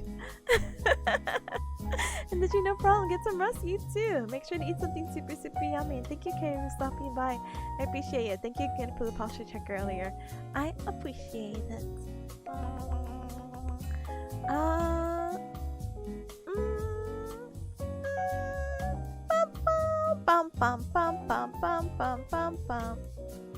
I want to see one more person to see if we can raid. Okay. Good night, Tip. I will have the best night. I will z. Okay. I'm at a con. Oh, you're at a con. Let's go! Wait. No. Oh, are you at the con that oh my gosh, what is her name? She's cute. She's the white wolf. I can't remember her name. Wait, or the one that Yami's at, or maybe that's the same con. Starts doxing. No, let me not ask. Never mind. Lumi, yeah, yes. I know that she's at a con right now, and I saw that Ratsney had met up or like took a photo with her. I'm like, oh, that's so cute. I think it's just so cute to like dress up as, you know, like your VTuber and be like, heck yeah, baby. Anyway, cubs. Quick poll. You want? I'm gonna send you to like a relaxing thing. So do you want to do art or do you want to do Slime Rancher? Oh no, Lumi here. Hadn't I heard the last Congo? Let's go! Lumi's RTX model's adorable, right? I'm so envious of her like makeup. Like, gosh darn it, I want to do makeup. I do makeup at a very acceptable rate. Anyway, I come at the end only to vote winner. Let's go! Winner, winner, chicken dinner! Let's go, Lance! You are adorable. You're just saying that. No, it's gonna make a bear pun in there. Gosh, my brain's not working anymore. Okay, look. What the? What? Anyway, when I ignore that and the pull side again, cool. But yeah, I want an RTX model. I only have halfway my RTX model done, so I can never show. The delivery was perfect, thank you. No problem. I love reading chat, even if it has curse words. It's like you hate me or something. Told me to go heck off. Understandable. Have a nice day. Aye. You can say the word? No, thank you. I won't tell you. No, I'm on Steam. I've already like hacked up enough as it is. No, thank you. No, thank you. Tip says heck. Tip does say heck. Oh wait, I think I rated into the slime rancher person. I don't think I rated into the art person yet. Alright, Cubs, sorry, we got our vote. Tip says heck, and that's pretty hecked up. It is! It really truly is. In this hecked up society, saying the word heck is just literally ludicrous. Yeah, it is pretty fucked up if you ask me. Anyway, copy and paste the raid message. So we have two. So we have the bear emoji with the Gao Gao raid, and then we have the second one with the Tipanya with the Gao Gao raid. Okay, we're gonna be raiding into Squidsup, who I don't remember raiding into, but I really like their personality. I really like their aesthetic. I really like their motto. I really like their transition stinger. So please do give them your support and support us during this raid, because we're going to another comfy stream. Can't be anything more comfier than art, you know? Ooh, she said the thing. Ooh, Robo, you're staying up way later than expected, especially for a con, and it's only Friday. Ooh, you're gonna get in trouble. Or now it's Saturday for you. Wait, no, days, hold on, it's still Friday because it's Thursday. Oh my god, what day am I in? What? I'm leaving. I'm done. I'm tired. I hate it here. No, I don't hate it here. I love it here. This is why I stream. But still, holy heck, my math in my head is just like time zones. Dies. Anyway, lots of love to you guys. If I stream at 6 a.m. tomorrow, ignore me. You don't have to ignore me, but you could just say hi, hello, and then leave immediately. No, done for the day? Yeah, I did 4.5 hours of studying. I could have been gaming. I could have done 2 hi-fi rush bosses, but no, I have to be productive. And oh no, my whole grade and livelihood depends on this. And oh no, if I don't pass these exams and I don't pass the semester, and then I don't get to graduate my cohort, and then I'm left alone, and then I have more self-doubt about my own abilities, and then thinking about my career and thinking if these are even the right choices that should be going on with my career. And then I just contemplate maybe I should just drop out, and then it's like, why do I drop out? Then that means the past few years I've been doing for my undergrad and the gap year just meant for nothing. And then after that I just figure out my life, and then it's just like, well, maybe I should have done tech in the first place, and then you realize that tech place is just like 2 years degree, and it's like I should have been doing that. I should have been making my 40-50k. I could have had a life, I could have had a family, I could have had everything, but no, I decided higher education. And honestly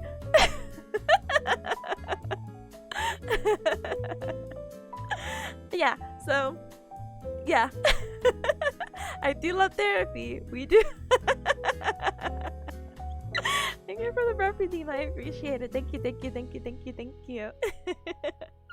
I promise these are not serious. I'm pretty happy with my thing, but I should try to pass the exams coming up. I will do my absolute very, very best. So next week, actually, if you comes won't be here tomorrow, then absolutely no hacking prompts. I wish you the best weekend. Have fun at conventions or anything that you're doing this weekend. And next week you may not see me, or you may just see me studying for like 12 hours. Don't mind me. Anyway, let's go rate squids up. Let's have a good rest of our morning, our afternoon, and our evening, or even night, okay? Lots of love. Copy and paste the Wade message. I'm just posting it again, spamming it again, because you know me. Anyway, have a good one. Bye, bye, bye, bye, bye, bye, bye, bye, bye.